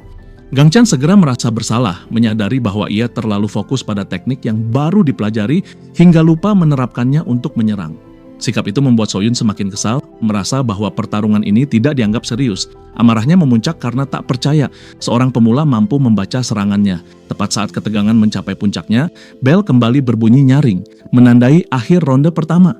Bel tanda akhir ronde pertama berbunyi setelah pertarungan sparring yang berlangsung sangat intens. Gang Chan kembali ke sudut ring dengan napas tersengal dan tubuh terasa terkuras. Meski sepanjang ronde ia lebih banyak menerima serangan. Kelelahan itu terasa menekan, namun di saat yang sama ia menyadari ada sesuatu yang kurang dari caranya bertarung. Pelatihnya melihat kondisi itu dengan tenang dan menyadari bahwa masalahnya bukan sekadar stamina, melainkan timing. Ia perlu menemukan momen yang tepat untuk mendaratkan serangan sendiri, bukan hanya bertahan. Ia juga mulai memahami bahwa menghindar bukan satu-satunya cara untuk menghindari pukulan. Saran itu berputar-putar di kepalanya. Tanpa disadari, ia mulai memikirkan makna sebenarnya dari pertahanan yang aktif. Beberapa saat kemudian, lonceng kembali berbunyi dan menandai dimulainya ronde kedua sekaligus ronde terakhir. Lawannya langsung melesat maju dengan serangan cepat seperti kilat, namun kali ini Gang Chan mengangkat sarung tangannya dan memantulkan serangan tersebut dengan sempurna. Fokusnya mengeras, matanya menangkap setiap gerakan kecil yang sebelumnya terlewat. Di dalam pikirannya, Gang Chan menyadari bahwa ia mulai menyesuaikan diri dengan kecepatan serangan tersebut. Namun kesadaran itu terpotong ketika sebuah pukulan keras menghantam tubuhnya tanpa sempat ia lihat. Rasa nyeri menjalar dan giginya terkatup menahan sakit, menyadarkannya bahwa ia masih belum mampu menghindari semua serangan. Ia kembali memantulkan serangan berikutnya, dan kali ini reaksi itu benar-benar mengejutkan lawannya. Seoyun tampak terkejut, pikirannya dipenuhi kebingungan mengapa gerakan pemula di depannya justru terasa semakin cepat. Sebuah senyum lebar muncul di wajah Gang Chan karena ia merasakan sensasi aneh namun menyenangkan. Lawannya semakin bingung karena biasanya petarung pemula sudah kehabisan tenaga hanya untuk bergerak setelah satu ronde. Tanpa ia ketahui, stamina Gang Chan berada di level yang berbeda. Selama hampir 2 tahun penuh, ia berlatih tanpa henti, berlari mengelilingi pegunungan setiap hari dan menempa tubuhnya tanpa jeda. Dalam hal daya tahan murni, ia yakin dirinya tidak kalah dari siapapun. Kembali ke momen saat ini, ia akhirnya berhasil mendaratkan jab bersih ke wajah lawannya. Seoyun terkejut melihat bagaimana Gang Chan mulai memadukan pertahanan dan serangan secara bersamaan. Ia tidak berhenti di situ dan segera melanjutkan dengan pukulan kuat berikutnya. Gang Chan dengan mulus menunduk di bawah serangan balasan dan menempatkan dirinya di posisi yang sempurna untuk menyerang. Saat itu juga momentum pertarungan di tengah ring mulai bergeser sepenuhnya. Melihat perubahan itu, lawannya menjadi frustrasi dan maju dengan agresi berlebihan. Perubahan strategi yang mendadak itu sempat membuat Gang Chan lengah sejenak. Namun tanpa disadari, ingatannya kembali pada pelajaran sang pelatih tentang penggunaan tangan depan untuk mengukur jarak. Kata-kata sang pelatih kembali terngiang bahwa menghindar bukan satu-satunya cara untuk tidak terkena pukulan. Mengaplikasikan apa yang baru ia pahami, ia melancarkan jab cepat ke wajah lawannya hingga membuatnya tersentak. Dari sisi ring, pelatih tua itu menyadari bahwa pukulan tangan kiri tersebut tidak menggunakan tenaga penuh. Itu adalah langkah terukur untuk memperingatkan jarak dan merusak pendekatan lawannya. Petarung berpengalaman itu pun menyadari bahwa ia telah membuat kesalahan besar dengan meremehkan pemula tersebut. Ritmenya hancur hanya oleh satu jab sederhana ketika Gang Chan menancapkan kakinya dengan mantap. Tanpa ragu, Gang Chan melakukan sidestep cepat dan memperkecil jarak di antara mereka. Lawannya benar-benar terkejut melihat ia kini berubah ofensif dan datang dengan serangan sungguhan. Dengan kecepatan luar biasa, sebuah pukulan kuat meluncur, serangan yang ia tahu mustahil untuk dihindari. Sarung tangan merah itu melesat ke arah wajahnya saat ia menatapnya dalam keterkejutan total. Namun pukulan tersebut tidak mengenai wajahnya, melainkan menghantam sarung tangan biru sebagai tanda penghormatan. Sparring berakhir tepat saat pukulan itu mengenai guard, disaksikan oleh seluruh isi gym. Para petinju lain terpaku melihat performa pemula tersebut, sementara sang pelatih mengamati dengan penuh perhitungan. Mereka terdiam, pikirannya berusaha mencerna bagaimana Gang Chan bisa mendaratkan serangan dengan timing yang begitu tepat. Dengan senyum lebar, Gang Chan menunjukkan rasa terima kasih atas pertandingan tersebut dan menyadari betapa banyak pelajaran yang ia dapatkan. Lawannya hanya menatapnya dengan ekspresi kosong, kesulitan merespons. Beberapa saat kemudian, ia menyentuhkan sarung tangannya sebagai tanda pengakuan dan memberi anggukan kecil. Sparring pun resmi berakhir. Pelatih memuji usaha mereka berdua dan memberikan beberapa saran teknik kepada Gang Chan. Setelah itu, ia menegur Seoyun karena terlalu membiarkan emosinya memimpin dan memerintahkan mereka untuk melanjutkan dengan shadow boxing. Di sisi lain, salah satu petinju mengejek Seojun karena membawa pemula yang bahkan tidak mendaratkan satu pukulan bersih. Seoyun merasa kesal, teringat bagaimana seorang pemula justru berhasil merusak alurnya. Tanpa disadari, ia menyimpulkan bahwa pukulan terakhir itu telah ditiming dengan sempurna bersama bunyi bel dan memang tidak dimaksudkan untuk mengenainya secara langsung. Sejak hari itu, Gang Chan terus berlatih dan melakukan sparring dengan petinju lain di gym. Bintang baru gym, Park Sang-woo dengan antusias menantangnya untuk sparring. Gaya bertarung agresif dan all out itu perlahan menjadi ciri khasnya. Namun Park Dong-chan, penggemar Seojun berusia 19 tahun tidak bisa menerima kehadirannya. Dengan seringnya meremehkan, ia menganggap Gang Chan bukan apa-apa. Menyadari sikap keras tersebut, Gang Chan justru memilih sparring dengan Park Wong, petinju berusia 21 tahun yang dikenal sebagai pemukul terkeras di gym. Meski mengenakan pelindung kepala, kekuatan pukulan lawannya terasa luar biasa. Rekan sparringnya sempat khawatir dan menawarkan jeda singkat, namun Gang Chan menolak dan menegaskan bahwa ia baik-baik saja serta tidak ingin membuang waktu berharga. Dengan terus melakukan sparring melawan semua orang di gym, Gang Chan berkembang dengan sangat cepat. Ia mulai melayangkan counter solid bahkan kepada mereka yang sebelumnya meremehkannya. Hari-harinya dipenuhi latihan tanpa henti, dari memukul mid hingga berlari menempuh jarak jauh. Tanpa terasa, 1 tahun penuh berlalu dan ia akhirnya menginjak usia 18 tahun. Saat itu tiba waktunya untuk mengikuti tes lisensi tinju profesional. Di dalam sebuah gedung besar, seorang wasit berdiri sendirian di tengah ring kosong. Seorang pengumum kemudian memanggil petarung berikutnya. Dari gym Gangdong, seorang pria bernama Park Chang-soo melangkah ke ring. Rambut hijau mencolok dan tubuh penuh tato membuatnya terlihat keras dan intimidatif. Dengan percaya diri, ia menunjukkan harapan akan pertandingan yang menyenangkan. Di antara penonton, seorang pria bersetelan jas tampak terkejut saat melihat seseorang di dalam kerumunan. Ia dikenal sebagai Lee Do-jin, presiden dari agensi MMA terbesar di negara itu. Melihat hal tersebut, Chang Soo merasa seolah jackpot besar telah jatuh ke tangannya. Ia lalu mengalihkan perhatiannya ke seseorang yang berdiri di luar ring. Ia menyadari bahwa sosok itu adalah Gang Seong-gu, pelatih terkenal yang pernah melatih juara dunia. Keyakinan berlebihan memenuhi dirinya, merasa seolah seluruh panggung ini memang disiapkan untuknya bersinar. Ia percaya bahwa jika mampu meninggalkan kesan kuat di tempat ini, jalan menuju ketenaran akan terbuka dengan sangat mudah. Pengumum kembali memanggil petarung berikutnya untuk memasuki ring. Kali ini nama Lee Gangchan menggema di dalam gedung. Mendengar nama itu, Chang Soo sempat bertanya-tanya seperti apa lawan barunya. Beberapa saat kemudian, seorang pemuda maju dengan senyum lebar, memperkenalkan dirinya sebagai petinju kelas ringan berusia 18 tahun. Penampilannya yang ramah membuat petarung bertato itu langsung menilai bahwa ini hanyalah mangsa empuk yang muncul karena keberuntungan semata. Di tengah ring, wasit menjelaskan aturan standar pertandingan kepada mereka berdua. Setelah memastikan semuanya siap, ia mengirim masing-masing ke sudut ring. Seketika sinyal diberikan dan tes lisensi profesional pun resmi dimulai. Chang Soo tersenyum tipis, merasa tidak perlu menahan diri, lalu maju dengan keyakinan penuh bahwa pemuda di hadapannya akan menjadi korban mudah. Serangan pertama dilepaskan dengan liar dan penuh tenaga. Namun Gangchan dengan mudah menunduk menggunakan gerakan weaving yang telah ia latih berulang kali.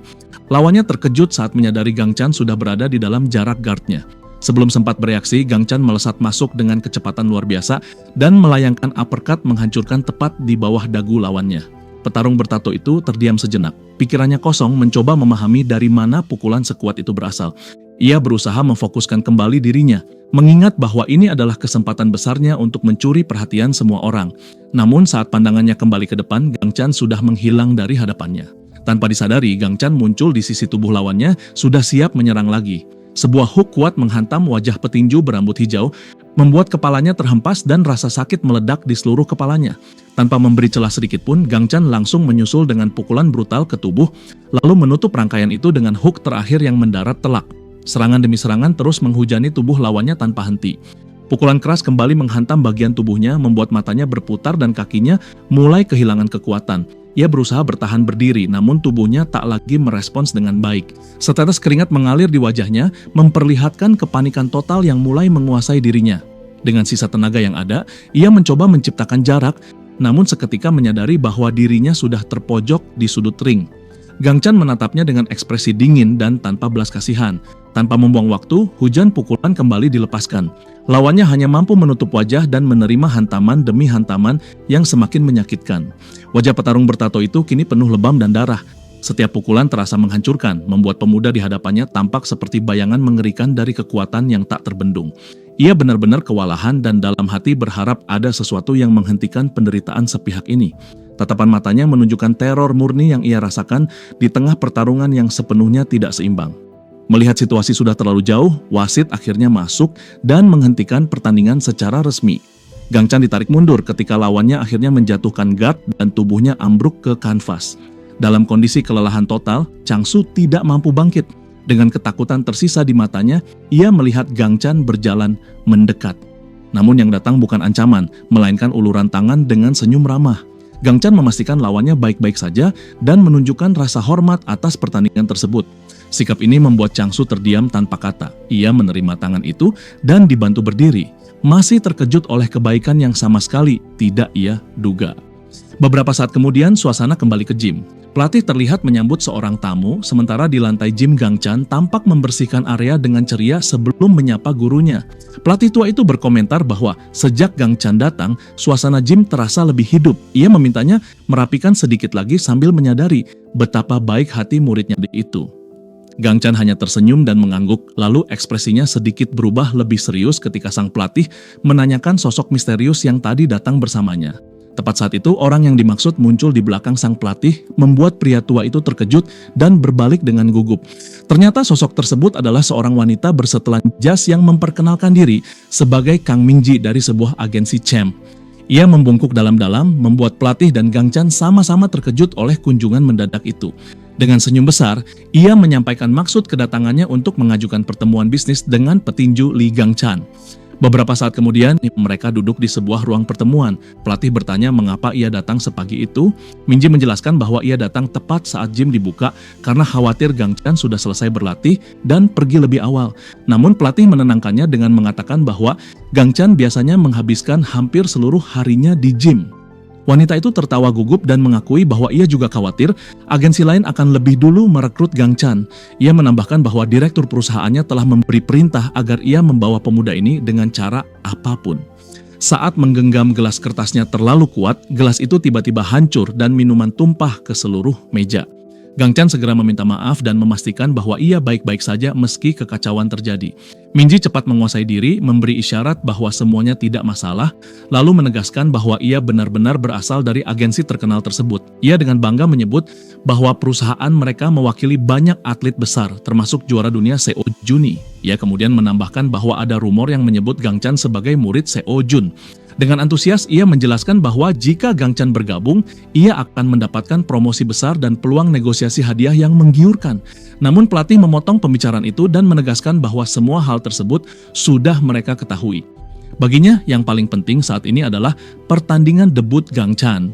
Pelatih lalu bertanya apakah sudah ada lawan yang disiapkan untuk debut tersebut. Dengan senyum lebar, Minji menyebut nama seorang petinju bernama Hwang In-young sambil mencari berkasnya. Namun tiba-tiba ia panik saat menyadari tabletnya yang berisi semua data telah basah akibat tumpahan tadi.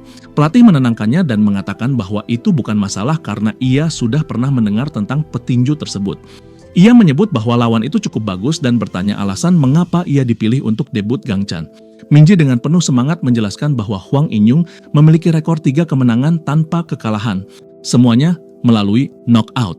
Ia meyakini bahwa dengan kemampuan Gang-chan, pilihan ini justru sangat masuk akal. Untuk menjelaskan alasannya, Minji mulai menguraikan situasi yang berawal sekitar 6 tahun sebelumnya. Ia menyinggung pertarungan besar antara Seo Jun dan Damon Carter. Mendengar nama itu, pelatih tua tersebut berusaha mengingat detail pertandingan tersebut. Ia ingat betul bahwa saat itu ia pernah mengatakan bahwa pertarungan itu tidak akan mudah bagi Seo Jun. Damon Carter dikenal sebagai petarung tak terkalahkan dengan 15 kemenangan dan berada di jalur perebutan gelar. Banyak orang menaruh harapan besar karena akhirnya muncul sosok yang dianggap mampu menjatuhkan Seo Jun. Namun hasil akhirnya justru benar-benar mengejutkan semua orang. Pada akhirnya, Damon Carter tumbang tanpa mampu meninggalkan satupun luka di wajah Seo Jun. Kekalahan itu menjadi noda profesional pertamanya, sekaligus menegaskan dominasi Seo Jun dunia. Minji kemudian menjelaskan bahwa Carter sama sekali tidak bisa menerima kekalahan telak tersebut dan langsung mengajukan pertandingan ulang. Pertarungan itu direncanakan berlangsung di Korea, digabungkan dengan laga Gang-chan sebagai pembuka dalam sebuah event besar. Rencana mereka adalah memasarkan Gang-chan sebagai murid langsung Seo Jun. Mengalahkan seorang bintang yang sedang naik daun akan menjadi debut yang sempurna. Mendengar hal itu, Gang-chan benar-benar terkejut membayangkan dirinya menjadi partai pembuka dalam pertandingan gurunya sendiri. Sang pelatih tua dengan tangan bersedekap mengakui bahwa syarat dan keuntungan dari kesepakatan ini memang sangat menguntungkan. Pelatih kemudian menoleh pada muridnya dan menunggu pendapatnya. Gang-chan yang kewalahan oleh informasi itu berjuang untuk merangkai kata. Namun seketika semangat menyala di matanya dan ia menunjukkan keinginannya yang kuat untuk menerima tawaran tersebut demi bisa menyaksikan pertarungan sang guru secara langsung. Pelatih pun memberi isyarat positif kepada sang agen bahwa mereka serius mempertimbangkan kesepakatan ini. Agen itu begitu gembira hingga berjanji akan membawa rekaman calon lawan keesokan harinya. Namun kegembiraannya berubah canggung ketika ia terpleset dan terjatuh. Gang-chan sempat merasa ragu melihat kecerobohan itu, tetapi pelatih menenangkannya dengan menjelaskan bahwa agensi tersebut adalah tempat yang sama dengan yang menaungi Seo Jun. Ia menyuruh muridnya berhenti mengkhawatirkan hal lain dan fokus menurunkan berat badan dengan berlari. Keesokan harinya, di gym lain latihan jauh lebih brutal. Ia memaksa tubuhnya melampaui batas, sementara pelatihnya terus meneriakinya agar tetap menggerakkan kaki. Tubuhnya mulai goyah, rasa mual menyerang, dan ia akhirnya muntah akibat latihan yang terlalu intens. Pelatih itu menunjukkan ekspresi frustrasi, merasa stamina seperti itu tidak cukup untuk calon juara, lalu menyuruhnya berlari santai di tepi sungai untuk mengambil napas. Di tepi sungai, pemuda itu beristirahat dan memberi makan seekor kucing liar yang menghampirinya.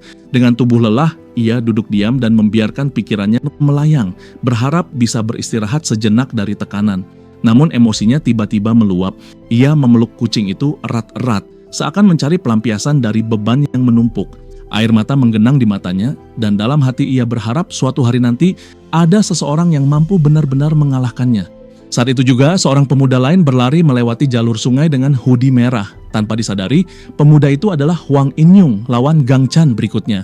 Di benaknya hanya ada satu tekad, ia tidak boleh mencoreng nama gurunya dan harus memenangkan pertarungan pembuka tersebut apapun yang terjadi. Tekad itu tertanam kuat di matanya, menandakan bahwa pertarungan ini memiliki arti yang jauh lebih besar baginya. Kembali ke gym, pelatih menunjukkan rekaman pertandingan Hwang In-yung kepada Gang Chan. Ia menjelaskan bahwa ketiga kemenangannya diraih melalui knockout, semuanya berasal dari counter punch setelah menghindari serangan lawan. Strategi mereka adalah membuat pertarungan terlihat seperti duel jarak dekat di awal. Namun Gang Chan merasakan ada sesuatu yang aneh dari lawannya. Seolah dari ekspresinya terlihat kesedihan yang tidak wajar, bahkan seperti seseorang yang tidak benar-benar ingin menang. Pelatih menepis anggapan itu dengan kesal dan menyuruhnya kembali fokus pada latihan. Hari penimbangan berat badan akhirnya tiba. Gang Chan berdiri di atas panggung dengan perasaan canggung karena harus bertelanjang dada, namun pelatih mendorongnya untuk tetap percaya diri. Angka di timbangan menunjukkan 60,8 kg, membuatnya resmi lolos. Para fotografer langsung mengerumuninya dan dengan senyum gugup, ia memberikan pose sederhana di hadapan kilatan kamera. Saat sesi tatap muka resmi, kedua petinju berdiri saling berhadapan. Gang Chan menampilkan senyum ramah, namun lawannya menatapnya dengan ekspresi dingin dan kosong. Tatapan itu membuat suasana terasa aneh. Lawannya terlihat iri melihat bagaimana Gang Chan masih bisa tersenyum cerah, sesuatu yang menurutnya tidak pernah bisa ia lakukan. Ucapan dan sikap itu membuat Gang Chan dan bahkan pelatihnya sama-sama bingung. Sementara dari kejauhan tampak sosok lain yang ternyata adalah pelatih Hwang In-yung. Berita pertandingan menyebar luas bahkan sampai ke desa terpencil tempat nenek Gang Chan tinggal. Sang nenek membaca kabar itu dengan wajah penuh kekhawatiran. Seminggu kemudian hari besar akhirnya tiba. Di bawah sorotan lampu panggung megah, penonton bersorak liar ketika acara tirai dari kejuaraan tinju dunia resmi dibuka. Gang Chan terpaku melihat lautan manusia di arena. Namanya diperkenalkan sebagai murid Seo Jun, disambut teriakan keras penonton. Gang Chan melangkah masuk dengan sorot mata penuh tekad, ditemani pelatih dan rekannya. Sebelum pertandingan dimulai, ia berjanji pada pendampingnya untuk memberikan yang terbaik, meski balasan yang diterimanya hanyalah ekspresi serius dan dingin. Di sudut ring, pelatih tua memberikan dorongan terakhir kepada Gang Chan, mengingatkannya untuk bertarung persis seperti saat latihan. Saat Gang Chan melangkah ke tengah ring, tatapan intens Hwang In-yung tertuju padanya.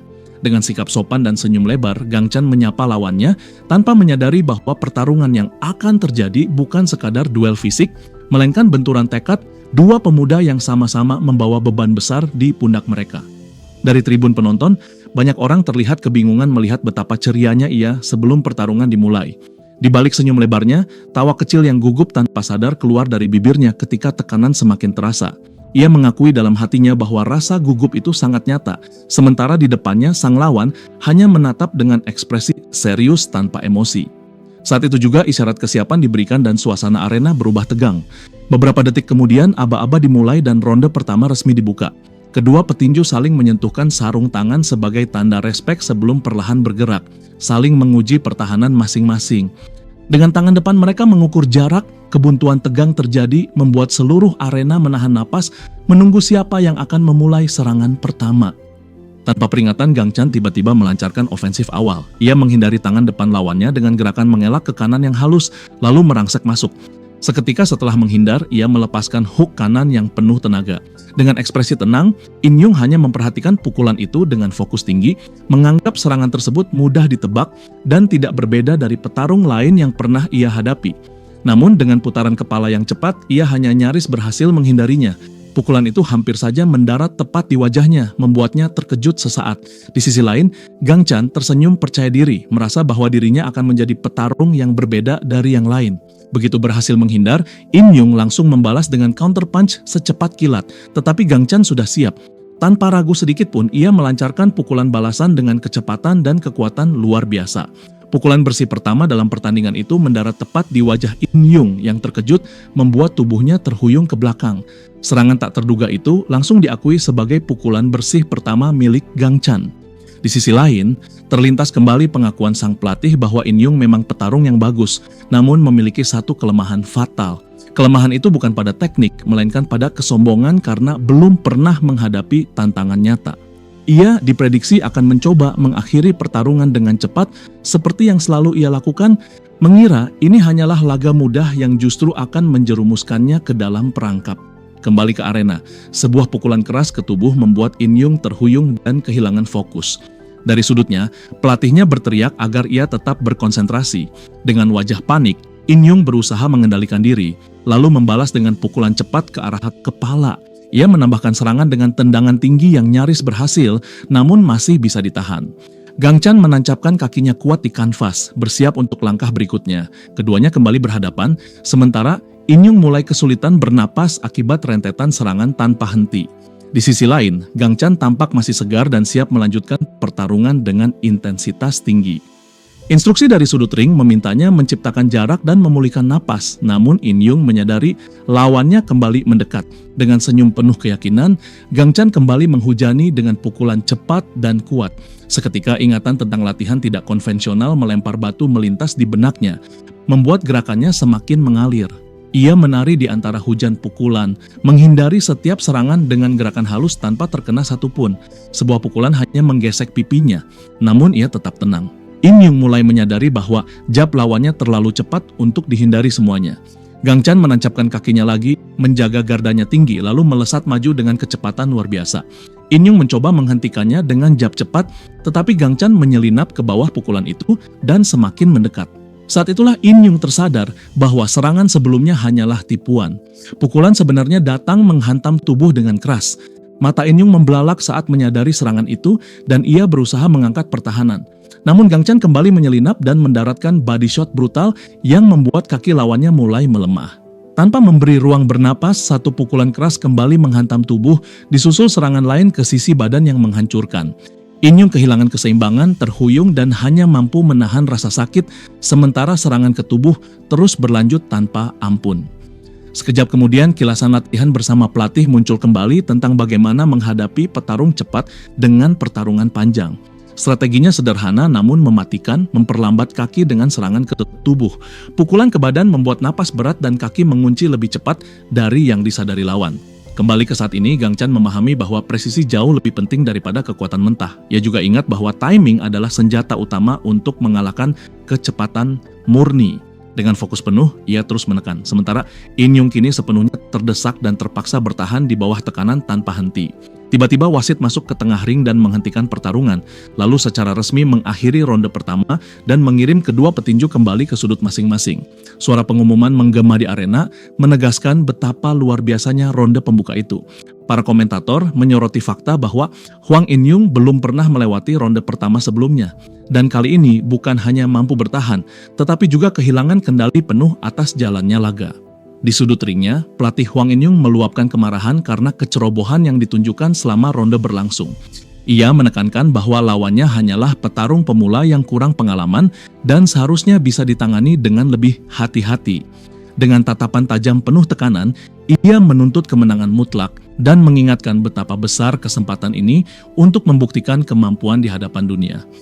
Dari seberang ring, Gang Chan memperhatikan bagaimana lawannya menerima teguran keras. Dengan fokus penuh, ia bertanya-tanya apa yang sedang terjadi di benak petarung itu selama jeda singkat ini. Beberapa saat kemudian, kedua petinju saling menatap dan atmosfer arena dipenuhi ketegangan menjelang ronde berikutnya. Tanpa disadari, ingatan Hwang In Yung melayang jauh ke masa kecilnya saat masih duduk di kelas 5. Ia teringat menyaksikan sekelompok perundung menyiksa seekor kucing malang yang kehilangan kakinya. Amarah murni membakar dadanya, dan sebelum sempat berpikir, tinjunya sudah bergerak, meninggalkan salah satu perundung terbaring di rumah sakit. Saat itu ayahnya menundukkan kepala dan meminta maaf kepada ibu anak lain atas kejadian tersebut. In Yung kecil berdiri terpaku menunggu dimarahi, namun yang ia terima hanyalah senyum lembut penuh makna. Baru kemudian ia memahami bahwa ayahnya adalah mantan petinju profesional yang tak pernah mencapai mimpi tertingginya. Meski dikenal di tingkat nasional Korea, tinjunya tak pernah cukup kuat untuk panggung dunia, dan kenyataan hidup memaksanya meninggalkan ring demi keluarganya. Namun melihat putranya menjatuhkan anak-anak yang lebih tua, sang ayah seolah menemukan bakat yang tak pernah ia miliki. Sejak hari itu, latihan tanpa henti dimulai. Meski kemenangan dirayakan dengan senyum bangga, In Yung justru merasa hampa. Ia menyadari bahwa melalui dirinya, ayahnya mencoba menghidupkan kembali mimpi yang telah gagal, membuatnya hidup di bawah bayang-bayang ambisi orang lain.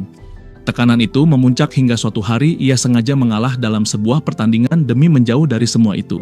Namun balasannya adalah hukuman brutal dari ayahnya sendiri, membuatnya tak mampu berjalan selama berhari-hari. Dengan air mata mengalir, ia hanya ingin melarikan diri dari hidup yang terasa menyiksa. Kembali ke masa kini, Gang Chan terus melancarkan serangan tanpa ampun. Sebuah pukulan keras ke tubuh menggema di seluruh arena, membuat Hwang In-yung terhuyung dan langkahnya kacau. Dengan ekspresi aneh, In-yung mulai berpikir bahwa mungkin lawan di depannya adalah orang yang akhirnya bisa mengalahkannya dan mengakhiri siklus penderitaan ini. Di dalam hatinya, ia memohon agar semuanya berakhir, namun kebingungannya memuncak saat melihat senyum cerah di wajah Gang Chan. Keceriaan itu terasa asing dan menyakitkan. Ia tak mengerti bagaimana seseorang bisa terlihat begitu bahagia di tengah tekanan seperti ini, sementara hidupnya sendiri terasa sepenuhnya dikendalikan dan tanpa kesenangan sedikit pun. Di tengah ring, Gang Chan berdiri dengan keyakinan penuh. Baginya, ring ini bukanlah penjara, melainkan panggung tempat ia bisa memberikan segalanya. Ia merasa inilah saat untuk membuktikan nilai dirinya, bukan hanya melawan seseorang di depannya, tetapi melawan belenggu apapun yang menahan langkah hidup. Kata-kata penuh gairah itu mengguncang In-yung. Dari sudut ring, pelatihnya berteriak agar ia segera bertindak dan melepaskan pukulan. Tanpa ragu, Gang Chan kembali menyerang dengan hook cepat. Namun In-yung berhasil menghindar dengan menunduk tepat di bawah pukulan itu saat tali ring bergetar keras. Gang Chan menyadari bahwa ia telah mempelajari semua pertandingan lawannya. Namun, dari tatapan mata In-yung, ia tak pernah melihat sedikit pun kegembiraan. Gerakannya terasa mekanis, seperti seseorang yang hanya menjalankan perintah. Ia teringat melihat sosok itu di tepi sungai sebelumnya dan kini merasa bahwa yang berdiri di hadapannya bukanlah diri sejati In-yung. Dengan keyakinan penuh, Gang Chan tahu bahwa lawannya bukan tipe yang menindas yang lemah. Ia menegaskan bahwa dirinya pun bukan orang yang lemah dan mendorong Hwang In-yung untuk memberikan segalanya dalam pertarungan ini. Mendengar itu, emosinya akhirnya meledak, tubuhnya bergetar saat perasaan lama menyeruak. Dalam kebingungan, ia bertanya pada dirinya sendiri apakah ia benar-benar membenci tinju. Seketika ia sadar bahwa yang ia benci bukanlah olahraga ini, melainkan ayahnya. Tinju yang ia cintai adalah keberanian untuk berdiri melawan yang lebih kuat dan terus melangkah maju. Kenangan menghadapi perundung yang lebih besar kembali terlintas, bersama rasa takut dan keberanian yang bercampur menjadi satu. Saat itu juga api tekad baru menyala di matanya. Ia mengangkat pertahanan, menghentakkan kaki ke kanvas dan akhirnya bersiap bertarung untuk dirinya sendiri. Dengan tekad baru, In-yung melepaskan gaya bertarung sejatinya sebagai petarung jarak dekat yang kuat, mengakui Gang Chan sebagai lawan yang benar-benar layak. Senyum lebar muncul di wajah Gang Chan saat ia merasakan perubahan itu. Tanpa membuang waktu, petarung yang baru termotivasi itu melesat melintasi ring dengan kecepatan luar biasa, menandai awal dari pertarungan yang sesungguhnya. Dua petinju muda kini terkunci dalam pertarungan jarak dekat yang brutal, saling bertukar pukulan penuh tenaga tanpa memberi ruang sedikit pun. In-yung melepaskan sebuah pukulan secepat kilat saat lawannya berusaha menghindar dengan gerakan slip dan weave, namun pada jarak sedekat itu, Gang Chan tersadar bahwa menghindar sudah bukan pilihan. Tidak ada jalan lain selain menerima kenyataan bahwa keduanya harus saling menghantam dalam pertukaran pukulan yang kejam. Ia melayangkan sebuah hook keras, tetapi lawannya berhasil membloknya tepat waktu. Rasa terkejut langsung muncul di wajahnya ketika menyadari serangannya dapat dihentikan dengan begitu mudah. Dari sudut ring, pelatih In-yung berteriak penuh emosi, mempertanyakan alasan perubahan gaya bertarung yang tiba-tiba menjadi infighting. Sementara itu, di tengah ring, kedua petinju terus menukar hujan pukulan tanpa henti, dan sang pelatih hanya bisa terdiam menyaksikan pertarungan yang semakin brutal terungkap di depan matanya. Beberapa saat kemudian, Gang Chan mulai terdorong mundur oleh tekanan tanpa ampun dari lawannya yang penuh determinasi. Dari sudutnya, pelatihnya berteriak panik, menyadari muridnya telah terpojok dan harus segera mencari jalan keluar. Gang Chan mencoba mencari celah untuk membebaskan diri, namun lawannya sama sekali tidak memberinya kesempatan. In-yung dengan penuh percaya diri memblok setiap serangan dan memastikan tidak ada jalan kabur. Sebuah jab keras menghantam wajah sang Gang Chan, membuat tubuhnya terhuyung ke belakang. Tanpa disadari, terlihat jelas bahwa In-yung kini menggunakan teknik ringkat untuk benar-benar menjebak lawannya. Meski terpojok, petinju muda itu tetap menatap ke depan dengan ekspresi fokus yang tak tergoyahkan, sementara lawannya juga tampak siap menghadapi apapun. Saat In-yung mengangkat guard tinggi untuk pertukaran besar berikutnya, wajah Gang Chan menunjukkan kewaspadaan mendalam.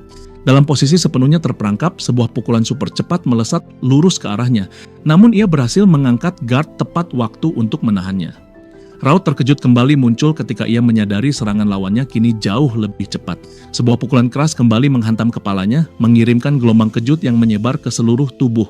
Dengan gigi terkatup menahan rasa sakit, ia berjuang keras menahan serangan bertubi-tubi yang datang tanpa belas kasihan. Hujan pukulan terus mengalir hingga kedua petinju kembali terkunci dalam pertarungan jarak dekat di sudut ring. Dengan tatapan penuh tekad, Gang Chan menyadari bahwa ia harus segera keluar dari sudut berbahaya itu. Dari kejauhan, pelatihnya berteriak agar ia tidak panik dan mengingat seluruh latihan yang telah dijalani. Pria tua itu mengingatkannya bahwa ia pernah menghadapi petarung yang jauh lebih besar dan lebih kuat sebelumnya. Seketika ingatan tentang sesi sparring intens di gym kembali memenuhi pikirannya. Ia teringat latihan bersama Sang Woo. Dalam kilasan memori itu, gaya bertarung agresif dan all-out milik seniornya terasa begitu menekan. Sang Woo melesat maju dengan kecepatan luar biasa, siap menghujani serangan tanpa henti. Saat sparring, Gang Chan benar-benar kewalahan oleh kekuatan pukulan seniornya. Setiap hantaman terasa sangat berat meski guard sudah terangkat tinggi. Tekanan serangan itu begitu kuat hingga membuat tubuhnya terus terdorong ke belakang, kakinya bergeser di atas kanvas tanpa mampu menahan laju. Ia ingat bagaimana dirinya akhirnya terjebak di sudut ring tanpa jalan keluar, hanya mampu bertahan dari serangan brutal yang terus berdatangan. Dalam ingatan itu, Sang Woo melanjutkan rentetan pukulan tanpa henti, memaksanya bertahan mati-matian. Saat itu seniornya mengejek dengan kejam, menyiratkan bahwa berdiam diri di sudut hanya akan membawa kehancuran. Ia menekankan bahwa bahkan makhluk yang terpojok sekalipun akan melawan demi bertahan hidup. Sang Woo kemudian menanamkan satu pelajaran penting bahwa untuk menciptakan jalan keluar, ia harus berani menyerang. Bukan dengan satu upaya kabur besar, melainkan dengan perlahan menciptakan ruang melalui rangkaian serangan. Kembali ke masa kini, pemahaman itu akhirnya menyatu di benaknya. Ia menyadari bahwa satu-satunya jalan keluar adalah menciptakan celah melalui ofensif murni. Api tekad baru menyala di matanya saat ia bersiap melakukan serangan balasan. Menerapkan apa yang baru saja ia ingat, ia melayangkan sebuah pukulan keras untuk menciptakan ruang, sadar bahwa ia harus menggunakan rangkaian serangan bertenaga untuk memaksa lawannya mundur. Dengan satu pukulan kuat, ia mulai mendorong lawannya menjauh dari sudut. Lalu ia menggunakan sebuah feint cepat untuk mematahkan ritme Hang dan membuka celah kecil di pertahanannya. Dengan langkah ringan ke samping, kakinya menapak kanvas dengan mantap sambil mengubah sudut serangan. Gerakan mendadak dan tak terduga itu benar-benar mengejutkan petinju lawan. Dalam sekejap, ia berhasil menyelinap keluar dari sudut ring dan lolos dari jebakan berbahaya. In Yung menatapnya dengan tak percaya, menyadari bahwa keadaan telah berbalik.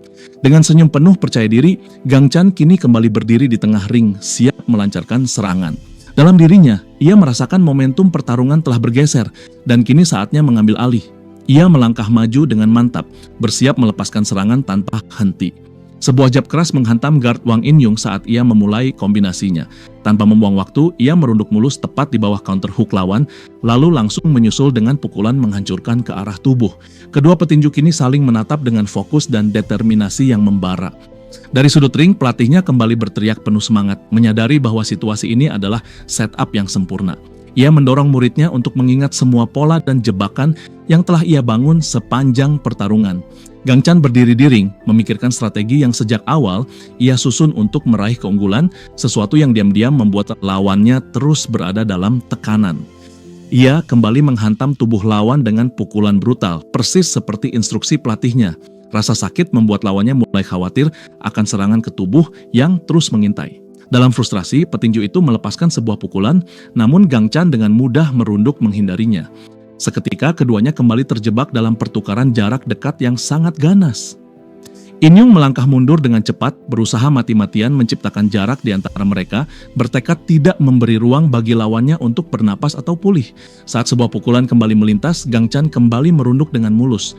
Dengan footwork cepat dan lincah, ia mulai menutup jarak, melepaskan jab cepat ke kepala yang langsung disusul pukulan keras ke tubuh. In Yung mengatupkan gigi, akhirnya menyadari bahwa jab-jab tersebut hanyalah umpan, sebuah setup licik yang sengaja digunakan untuk menjaga keseimbangannya tetap goyah. Dengan teriakan penuh amarah dan keyakinan bahwa pertahanan lawannya akan dihancurkan, In Yung maju menyerang secara sembrono. Namun di balik ekspresi tenang, Gang Chan justru memikirkan bagaimana ia sengaja memancing lawannya dengan rangkaian jab sebelumnya. Dengan timing yang sempurna, ia melangkah maju pada momen yang sama sekali tidak terduga oleh lawannya. Seketika itu juga, In Yung tersentak kaget ketika menyadari bahwa gerakan mundur tadi hanyalah tipuan untuk mengunci kaki depannya. Dengan footwork yang luar biasa cepat dan lincah, jarak di antara mereka tertutup dalam sekejap. Sebuah pukulan cepat melesat ke arah wajah, namun Gang Chan sudah siap melakukan counter. Bahkan sebelum In Yung sempat bereaksi, sebuah pukulan bertenaga penuh dilepaskan. Raut wajah lawan dipenuhi keterkejutan saat melihat serangan itu datang, namun semuanya sudah terlambat. Sebuah body shot menghantam tepat sasaran dan membuat tubuhnya kehilangan keseimbangan. Suara erangan kesakitan terdengar ketika kepalanya terhentak ke belakang akibat kekuatan pukulan tersebut. Tanpa membuang waktu sedikit pun, Gang Chan melanjutkan serangan dengan hujan pukulan bertubi-tubi. Sebuah hantaman keras kembali mendarat saat ia berhasil menjebak lawannya tepat di depan tali ring. Sebuah pukulan terakhir melesat begitu cepat hingga sarung tinju tampak seperti bayangan merah yang kabur, meluncur lurus ke wajah In Yung. Kombinasi secepat kilat itu mendarat sempurna dan sepenuhnya merobohkan pertahanan lawan. Tertekan oleh serangan tanpa henti, kaki In Yung akhirnya tak lagi mampu menopang tubuhnya dan ia terjatuh ke kanvas. Wasit langsung melangkah masuk dan menyatakan knockdown.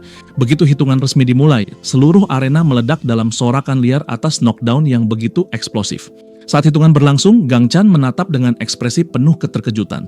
Kedua pelatih memandangi petinju yang terjatuh dengan wajah cemas, sementara Se-Oyun di antara penonton tampak terpaku dengan ekspresi tak percaya. Di atas kanvas, In Yung berjuang bangkit ketika hitungan mencapai 5, lalu dengan hentakan keras, ia menolak menyerah dan memaksa tubuhnya bergerak. Aksi tekad mendadak itu membuat Gang Chan benar-benar terpana. Dengan susah payah, In Yung akhirnya berdiri kembali meski tubuhnya terlihat sangat goyah. Gang Chan hanya bisa menatap dalam diam, tak percaya pada daya tahan luar biasa lawannya. Sebuah senyum kecil namun penuh tekad muncul di wajah petinju muda itu, menyadari bahwa kali ini ia harus benar-benar mengakhiri pertarungan. Di sisi lain, In Yung berusaha bertahan dengan pikiran bahwa ia tidak ingin kalah pada pertandingan ini. Namun kerusakan yang diterimanya terlalu parah.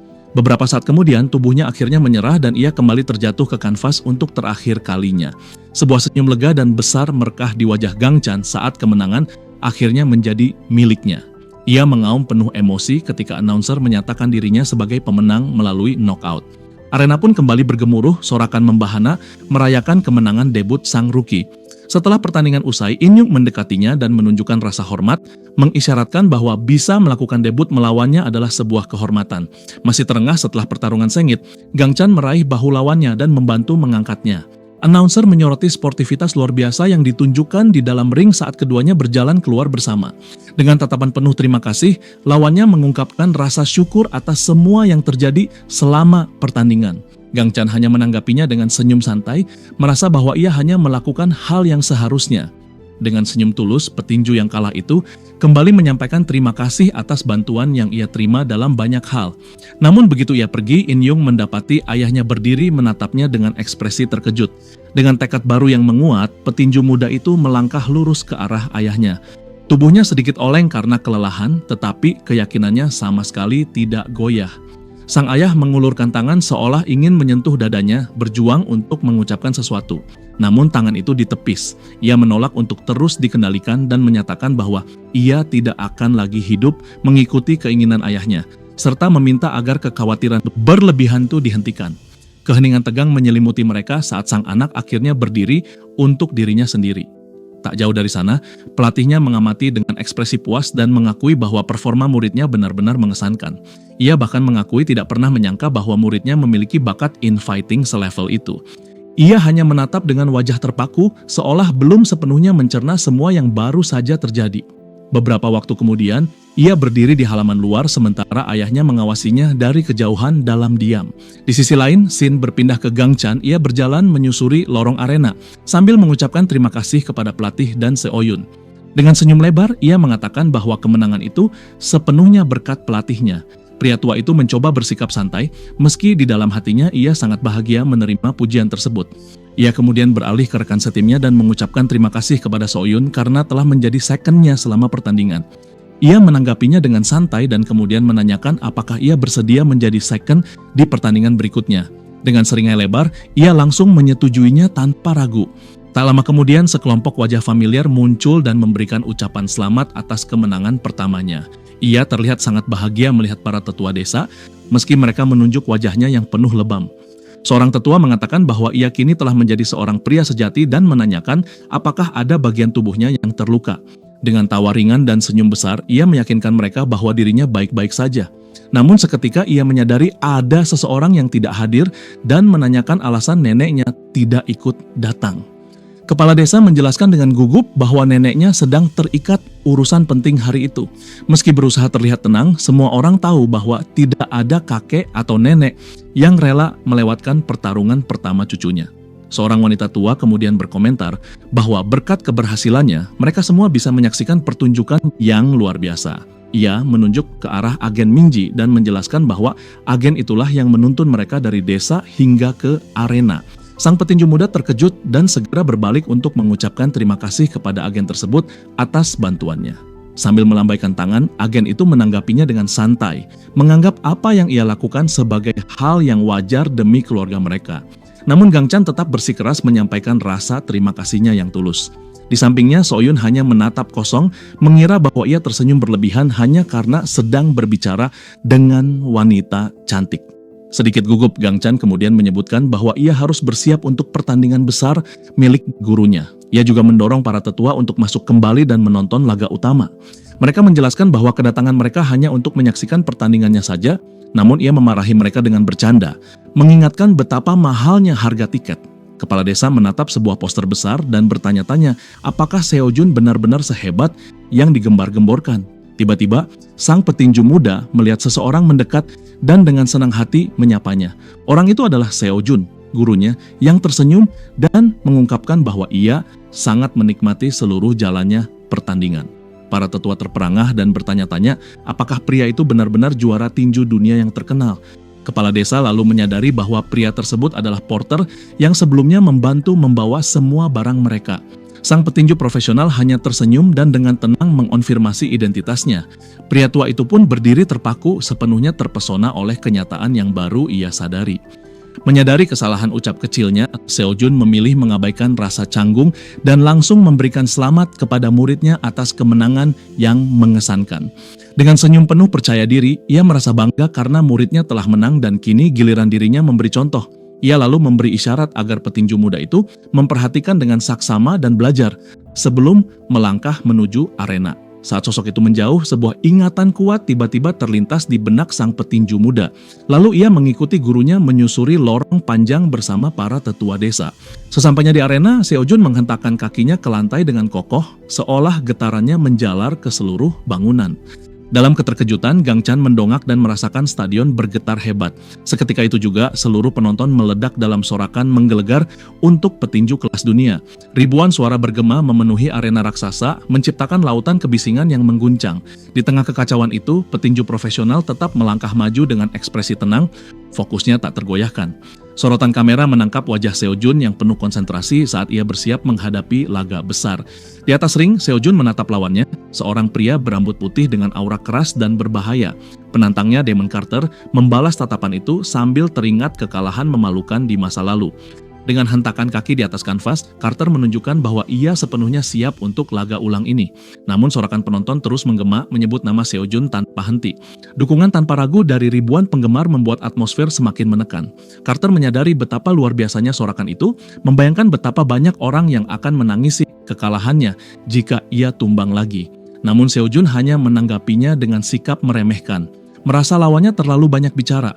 Komentar itu langsung memicu amarah Carter, urat di dahinya menegang oleh emosi yang meluap.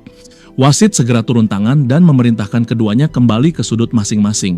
Dari sudut ring, dua petarung itu saling menatap dengan fokus tajam. Wajah Seo Jun tetap tenang dan terkendali sementara mata Carter memerah oleh amarah yang membara. Begitu bel berbunyi, Carter melesat maju dengan kecepatan luar biasa untuk membuka pertandingan. Sebuah pukulan keras dilepaskan, namun Seo Jun dengan mulus merunduk tepat di bawahnya. Dengan ketenangan penuh percaya diri, ia bergerak ringan, seolah tidak tergesa sama sekali. Footwork cepat dan lincah mulai menciptakan jarak, lalu seketika keduanya terlibat dalam pertukaran serangan cepat dan brutal. Gerakan mereka berubah menjadi bayangan kabur saat pukulan demi pukulan saling bertukar tanpa henti. Arena seolah membeku oleh intensitas pertarungan itu.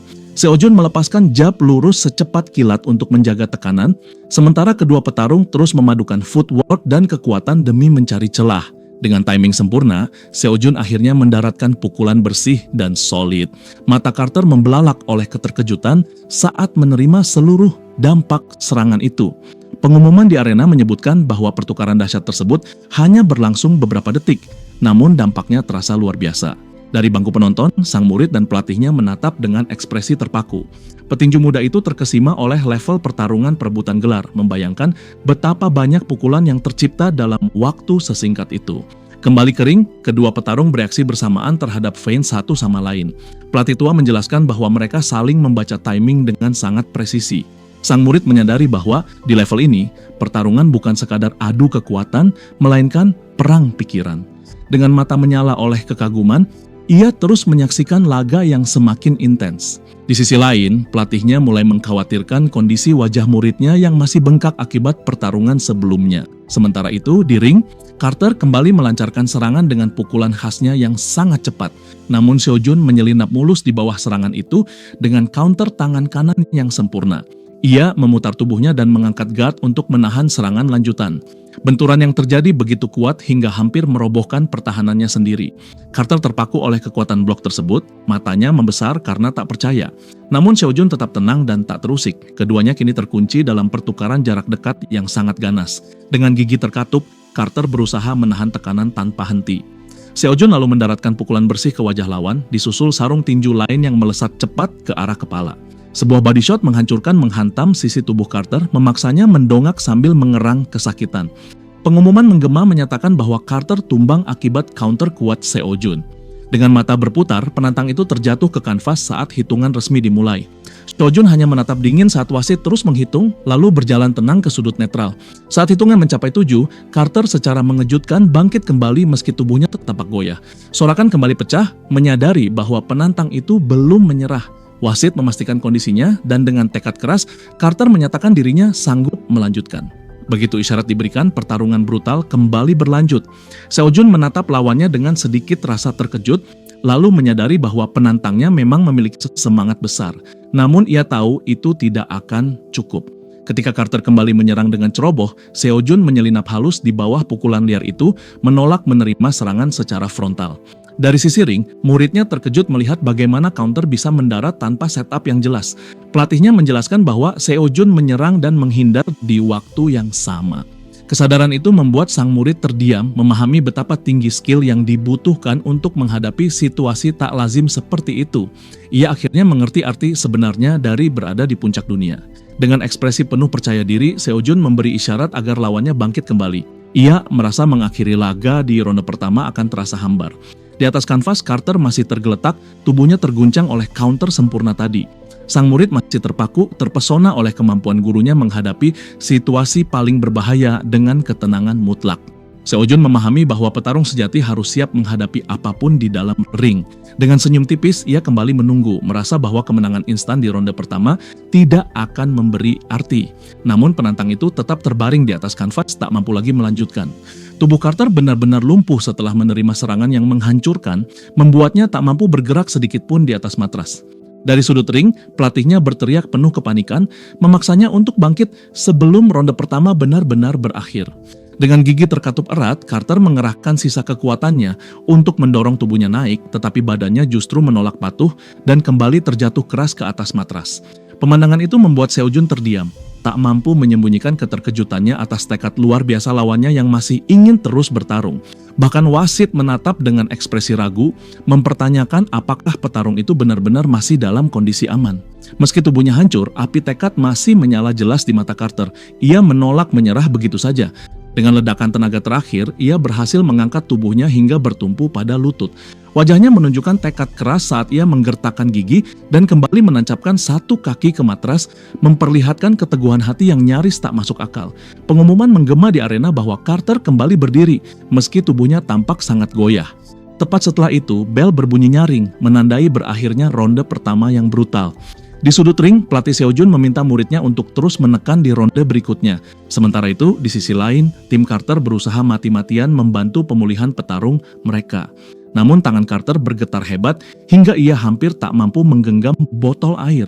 Botol itu akhirnya terlepas dari tangannya dan jatuh ke lantai ring. Dengan raut wajah menahan nyeri, ia menyadari bahwa seluruh kekuatannya telah terkuras habis.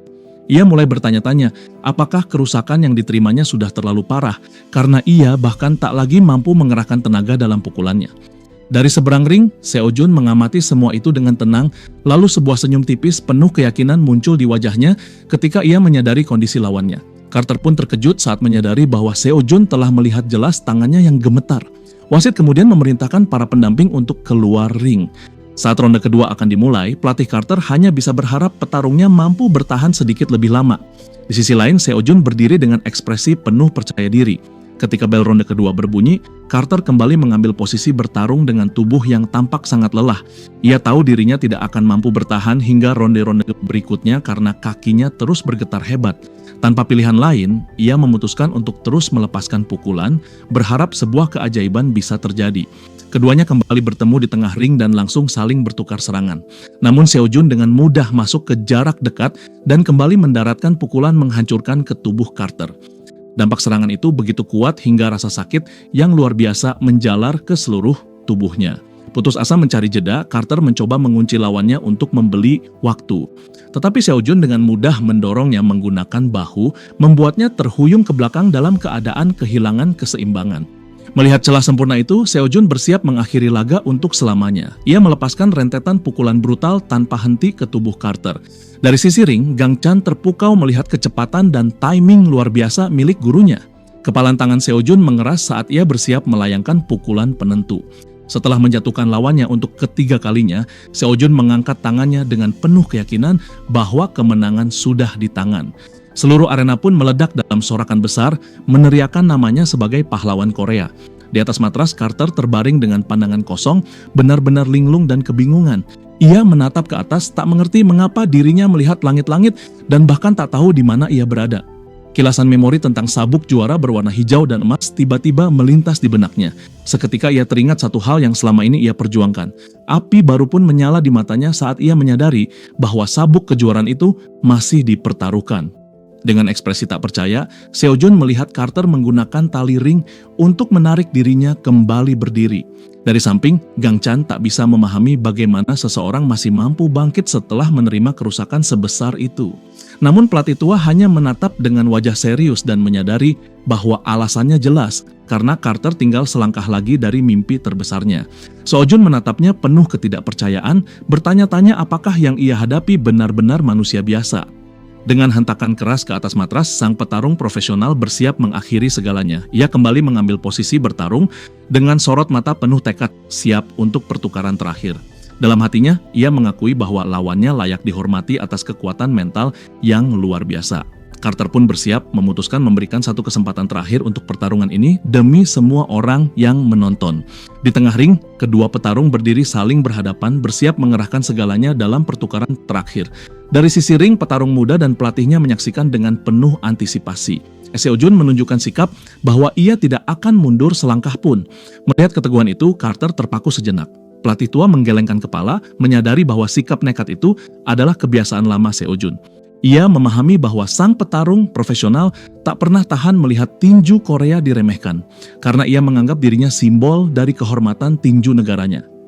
Dengan keyakinan penuh, Seo Jun bersiap menunjukkan kekuatan sejatinya kepada dunia melalui gaya bertarung khas miliknya. Murid mudanya terdiam, benar-benar terpesona oleh keyakinan dan prinsip gurunya. Sementara itu, Carter sadar bahwa satu-satunya peluangnya kini hanyalah mendaratkan satu pukulan keberuntungan. Karena tak ada lagi yang bisa hilang, ia menerima tantangan itu dan memutuskan mempertaruhkan segalanya. Diselimuti tekad murni, Carter mengerahkan seluruh sisa tenaganya dan bersiap menghadapi akhir. Sorakan announcer kembali menggema ketika kedua petarung menancapkan kaki mereka kuat-kuat di atas matras. Dengan raungan terakhir, keduanya melesat maju dan bertabrakan dalam sebuah pertukaran dahsyat yang menentukan segalanya. Cerita akan kita lanjut di part selanjutnya.